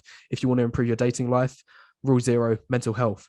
But I've not really heard this point talked about a lot, but the Blackpool argument, like that I agree with quite a lot as well, is that your mental health is like a lot of the time determined by your genetics. Like just think about this example. When you was in school, sorry, your mental health is determined by your looks, sorry. So when you was in school, like primary school, secondary school, who were the kids that like were the butt of all the jokes? Like who was the ones who got bullied? It was like the short kid, it was the fat kid, it was the kid with glasses, it was like the kids who looked worse.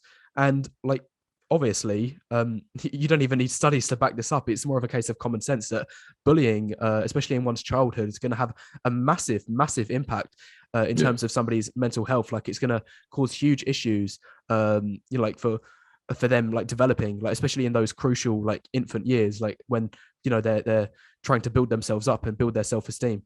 So like just based on that argument alone, even if it is true that like you mental health is like really important and it's huge, like it's the most important factor and it's rule zero in terms of like building up all of these other factors, surely it still all points back to looks. And yeah, I think you get my point. Do you want to respond? That's a good point that you've made. It's a good connection, and I would say definitely looks do definitely contribute to what you're meant. Not so much looks. Looks is probably like the symptom of it, but like let's say childhood experiences, the positive feedback that you've gotten from people definitely would relate to your mental health when you grow older. But honestly, the fact is that the majority of people who've got mental illnesses, the majority of people, including attractive people, have got depression, huge levels of insecurity, trauma as as children, and this is evidenced, let's say, by the reality TV show Love Island, where they're attractive. You have to be close enough to like a 10 out of 10 to get onto the show, yeah. and this is such a common dynamic where you see attractive people kill themselves because of mental health,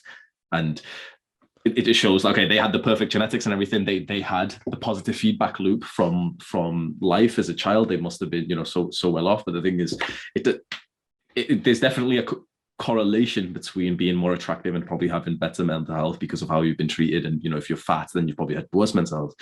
But the truth is, nowadays it might even be twisted against attractive people in a weird sense, because those attractive people are probably, no studies to back this, but you probably agree, like they're probably more likely to be active on social media, posting themselves because of that activeness, and because they're more attractive, they're more likely to gain the following. And when you gain the following, you're also more likely to get mental health problems because of all the trolls on the YouTube comments anyway. Yeah, absolutely. Yeah, I didn't think about those two examples that you raised. Obviously, like some more research will like have to be done in order to like determine if there is a link between attractiveness and like the quality of somebody's mental health, because as you say, like there is a few different factors at play. So obviously you have my argument where less attractive people are going to be more likely to be bullied in school, which could have an impact on their mental health.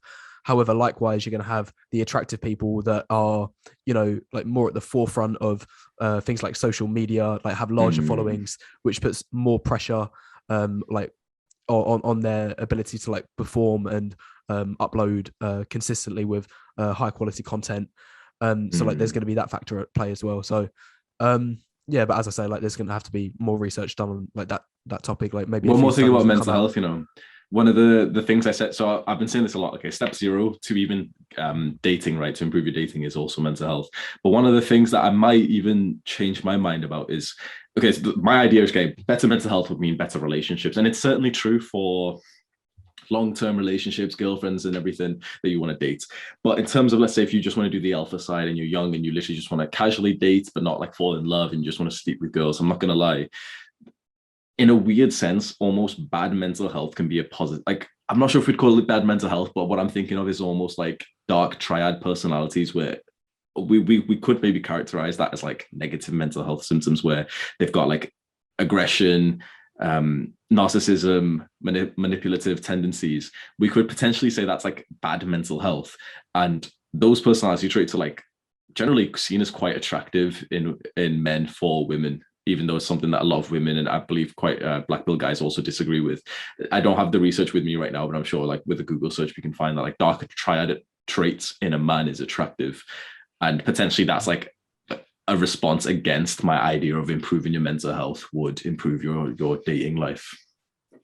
I personally don't believe in dark triad. Like I know people bang on about it so much, but I think that the like importance / legitimacy is like vastly overrated. And as you say, like the research, it's very limited at the moment in terms of that like field of study. Like because I think that like I agree, like that it is just BS at the moment. Dark triad. Like I hear so many people talk about it, but I don't like think it holds any sort of weight. Like, and that's mainly just because I believe in general that your personality is like limited in terms of like your ability to attract women anyway. Obviously, like it plays a bigger role as you develop further into a relationship. Like that's going to come more into play. However, like in the initial stages, which most men are struggling with at the moment, I don't think it has like that much of an importance. Yeah, well said. So I've got a separate question, but it's about what you said previously that you do face analysis on Fiverr, and you said you've done like 800 now. So it's safe to say that you're pretty like experienced and you're probably like more qualified than maybe like anyone else on this area right now. And one of the things that we spoke about in our previous podcast, but I don't think you really gave a clear answer to, is that you said both of us are a 6 out of 10 in our faces. Is that still something you believe? Yeah, I would say that we're both about a 6. Then one of the questions I had for you last time was, you said that face is the most important thing. You said that height is important, but if your height, which you're 5'10", I'm 6'1", you said that there's probably not going to be too much of it. Obviously, there'd be a bit more like a positive influence for me, but like not that much because you're tall enough and you're like, more than like just tall enough. Obviously, it's going to be a factor, but it's going to be like 20% quite small difference. Because you're tick the box like more than enough anyway. So we're both the same face attractiveness, and we've both got like relatively like tall enough. But then one of the things I said in our previous podcast was that our results on Tinder are widely different. You admitted that you get pretty much no matches whatsoever. I get at the very least about 15 to 20, and sometimes it goes double than that on like just 24 hours. The only one reason why I can think that, and this is including ethnicity, by the way, you've said like you're white skin, so you've got the positive on that side, but the one reason why is it's because of the importance of muscle. Do you not think? Yeah, there probably is some truth to that. Like I think that body like plays almost like an equal role in terms of height. So like I'm not going to deny that. And obviously, like just at face value in what of it, sense? if you're in muscle or just fat? Muscle, obviously. Like I'd say like you have said previously many times that muscle doesn't make a difference though. It depends, like kind of like the situation. Like because having it's so the difference that body fat percentage makes is going to be like, let's say 3x. So if I go from 20% to 12% body fat, that's going to have a massive impact on my dating life. But if I go from like 12% body fat and like lean to 12% body fat and jacked, that's not going to have as much of an impact as the decrease in body fat percentage did. I'm not sure about that. Decreasing, okay, I'll put it this way. So going from 20% body fat to 12% body fat, for me, that's like, and in fact, this actually happened like in my life. Like I went from about a 3.5/4 to a 6 out of 10 in looks. That's 2 to 2.5 points worth of difference. But if I got jacked, like maybe I'll reach 7, maybe like in terms of SMV. And obviously I've spoke about in my previous videos that the look scale is like the Richter scale. So, and I think that kind of explains the difference in matches that you have compared with I have, that for every point of attractiveness you increase or decrease is 10 times difference. So overall, like, I said that we're both about a 6 in terms of facial attractiveness, but SMV wise, because you've got a larger, build and an aesthetic physique, your SMV and your height included, I'd say is closer to about a 7. I think you're a Chad Preet light, and I think you've said that in one of your videos too as well. So I think SMV. Well, that's very interesting that you've just said though, that you just said, okay, every point, I completely agree with this scale idea. Every point it gives you like astronomical results. Yeah, 100%. And it's something that I've said previously, that if you guys get into the body transformation, especially with the body fat, but also I personally believe with the muscle, you'll find that as you improve, specifically what we're really talking about is just really your pictures, your Tinder pictures, your Instagram pictures, you will get like almost no matches when you first start. 2 years of lifting, you'll get like a couple per day or something.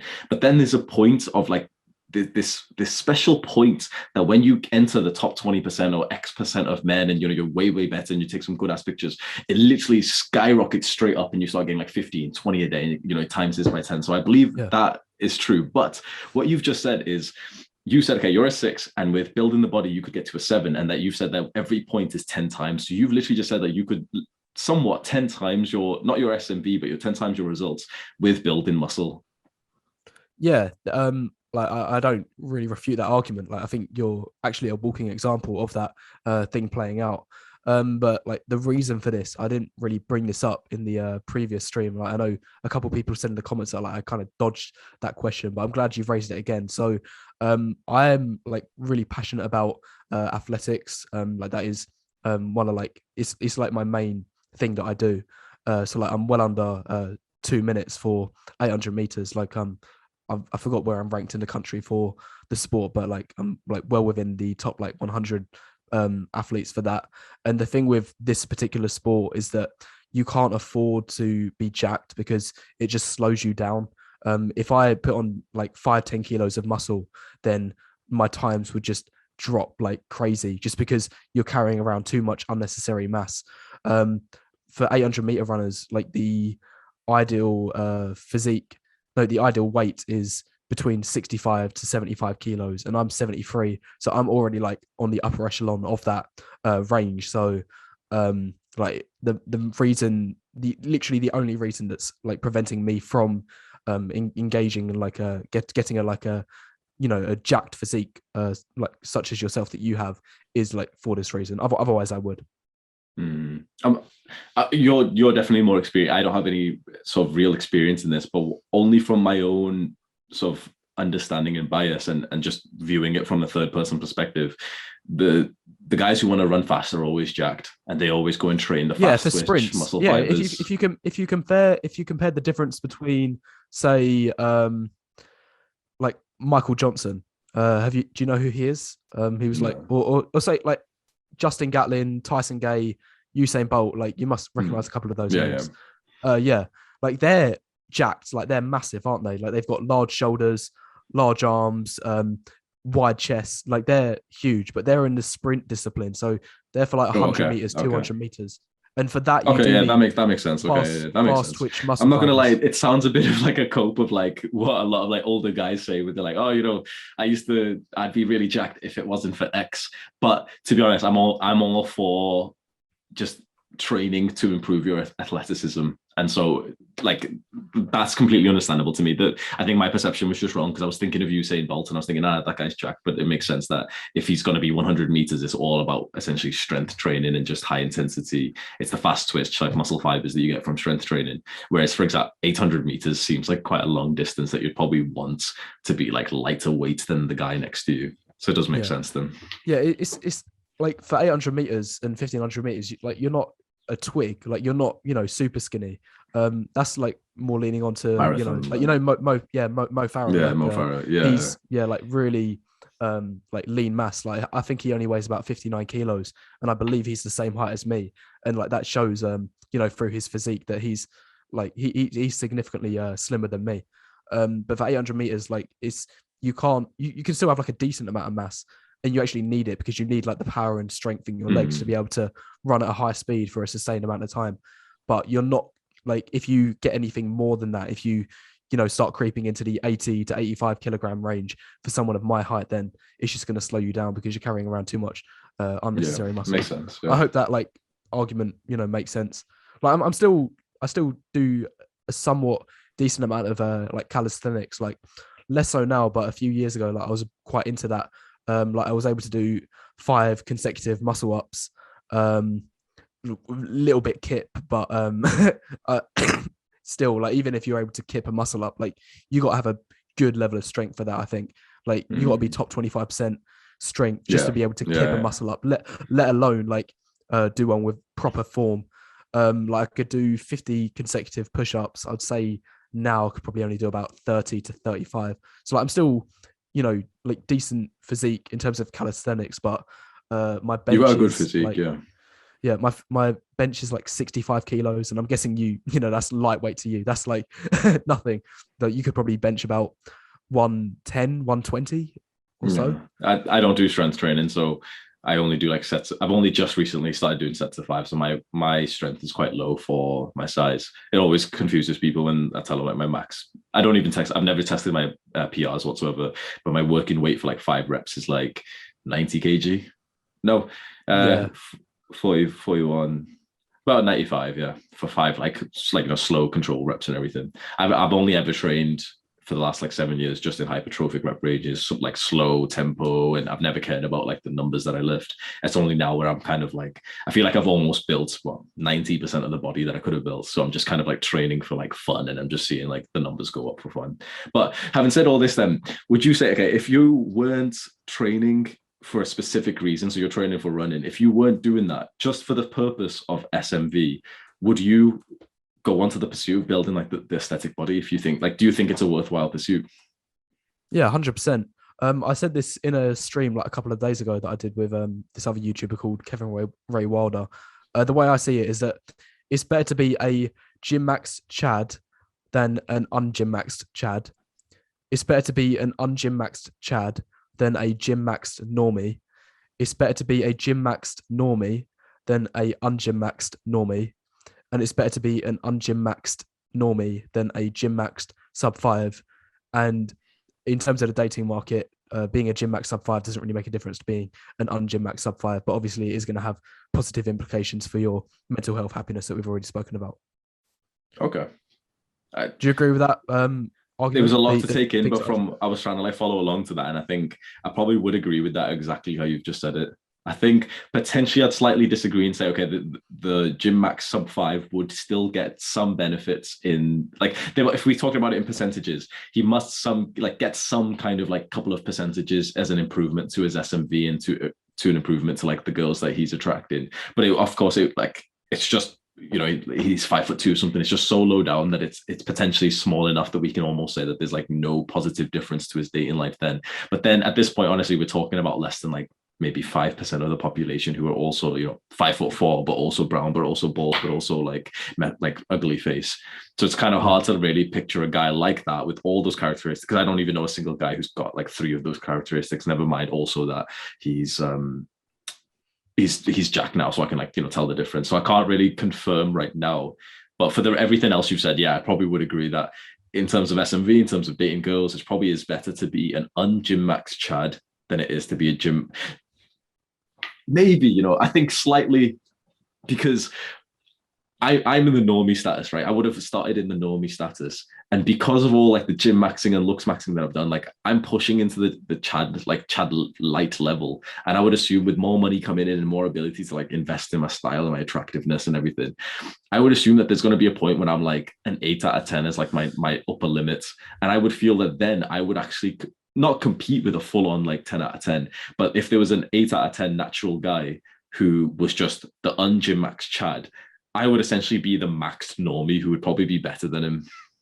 I disagree. Take examples such as like Francisco Lachowski, like Justin Bieber or Harry Styles. Like they are what I would consider ungym maxed Chad. And like I think it goes without saying the difference in their options compared with your options. Like it's numbers not. But that's not based on genetics though. That's too hard to say, because essentially like women will just happily sleep with the guy who's got that status and that money anyway, and that association when they've been listening to their music whilst having sex and everything. So it's a bit. Because if we took pictures of those guys without like status or anything, it's like honestly those guys they're only Chads in a certain sense just because of the status. But if you literally saw an objective picture of them and no one knew who they were, you wouldn't think that they were like Chads. They would be just like 6 out of 10s.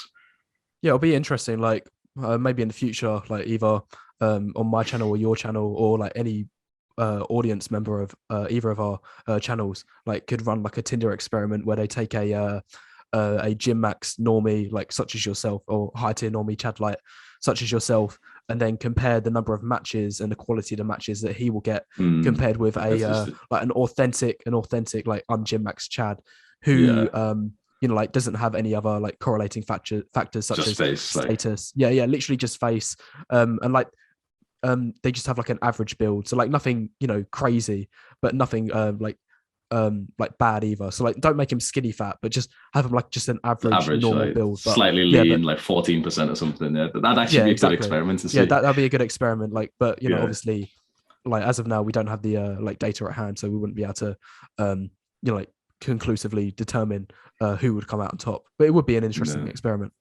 Yeah. So I think we'll almost wrap it up. I think you said previously that you wanted to speak about one of the newest videos that I made, a rant about modern women. Yeah, that was the points. I've already raised all those points. The one about you made the point about money in that one. Yeah, that was like the main thing that I wanted to talk about. That, because I think it was like about the 13-minute mark of that. You said, how a man should pay for a woman's dates and things like that. Also, just one other thing about that video, I really liked it. I thought that was one of your best videos you made so far. Thank you. Apart from about 10 minutes into the video, I heard you started chatting things about me, and I was like, oh no, I thought we were buddies now. I thought we were buddy. what were you feeling as you watched the video and you just heard Yeah, me I say was your like, name? oh yeah, like, because I was happy. Like, I was watching the video. I was like, yeah, this is high quality content. And I was like, as soon as that thing come up, like dislike. Just Yeah, report the video. yeah, yeah. No, I mean, it was a good video overall. Yeah, I really like it. Thank you. So that's all I have to say. Is there any more points that you want to make? No. In fact, I'm like, this is like, I agree with you. Like, wrapping up the stream here, like I've literally exhausted all of my points now that I've got written on my page. Yeah. So I think now will be a good time to wrap it up. Yeah, boys, I'll use your line. We should have said that earlier, but what I'll do is we'll say it now and I'll get my editor to crop it in like 10 minutes in. Boys, now would be a great time to pause the video, like it, and leave any thoughts that you have in the comments below. Oh, yeah. I love how you do that. You get so many comments on your channel. It's insane. I know. I'm going to start using that line. It's high interactions. Like, I see some channels, they get like 100K views and then their comments will be like 50 to 100 comments. But on mine, like I get, let's just say 40 to 50,000 views. And then I'll be getting like over 1,000. Yeah, like over 1,000 comments. It's just crazy. I think for my community in particular, like the level of loyalty and like passion about this particular subject is really, really high compared with other topics. Like if somebody's, watching a video game channel or somebody like Mr. Beast, like it's not like, it doesn't have a huge impact on their life, but the content that, people such as me and yourself are creating, like they are going to have like huge implications in the way people go about their everyday lifestyle. So I think that's why people are so passionate about it and are always like happy to leave their thoughts, like raise points in the comments below. Yeah, well said. And actually, one of the things that I did with one of my editors, like we did almost like a small review of your, not like publicly or anything, me just him just went on a call because the first time, I think just before I got you on the first podcast, we were like astonished when we saw your stats. And I was like, this is a guy who's already mastering YouTube at such a high level. And you had like 2,000 subscribers. And I guess that you'd be on like 500K within like a maximum of 2 years because you are doing it at such, I think it's your personality because you've got like this intelligence, factual, analytical type of brain where you just like seem to know so much about how the algorithm works already. You made a guide on how to start your own black pill channel, which was just hilarious because you had like black pill terms, but in YouTube, and I was watching it, you're like viewership maxing, like likes, comments maxing. I burst out laughing when you said like the guys who do comments maxing, where they'll come onto your channel and they'll write like a quote or something, just almost hoping that someone will click on their page, because I get like loads of those guys. Well, you got some fantastic comments, some fantastic content. And so, boys, if you're watching this on my channel, even though you might think that you'll disagree with the black pill and with wheat waffles, I'll be completely honest. You guys know, like, I'm on my dopamine detox. I don't even use technology that much. There's really two YouTubers that I watch every single videos, and wheat waffles is one of them. And so if I'm watching his videos and I'm learning from them, then you probably would if you're similar to me. And so I've already linked his channel in the description below. If you go to that link right now and click on it, and then you'll be able to see his videos and then subscribe to him. Yeah, thanks a lot. That's actually a massive compliment, if not the biggest compliment that I've received on my channel so far. Like, it's great to have a high value content creator such as yourself, and to know that I'm just one of the like 2 channels that you watch. Yeah, that's really like rewarding.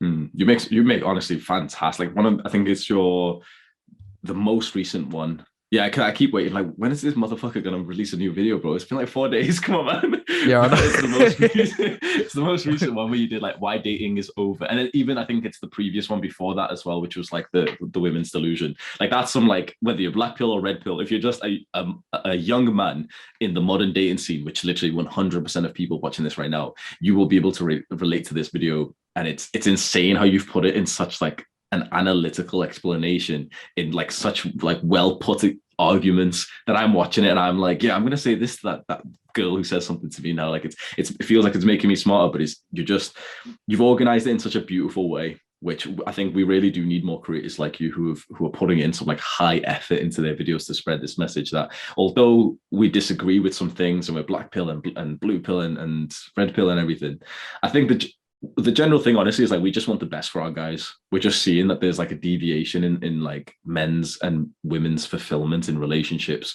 and you've seen it yourself with the comments that you get. Like it's kind of cringy, but it feels like we're changing lives here by reporting on this stuff and giving our like input and our advice to that. So you have my respect for that. Yeah, absolutely. Yeah, thanks a lot. And all the respect to you as well. Definitely. Thank you. We'll wrap it up there. Anything else you want to say? Okay, right.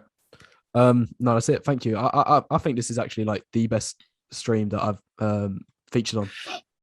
I'll put that out there. All right. Take care, boys.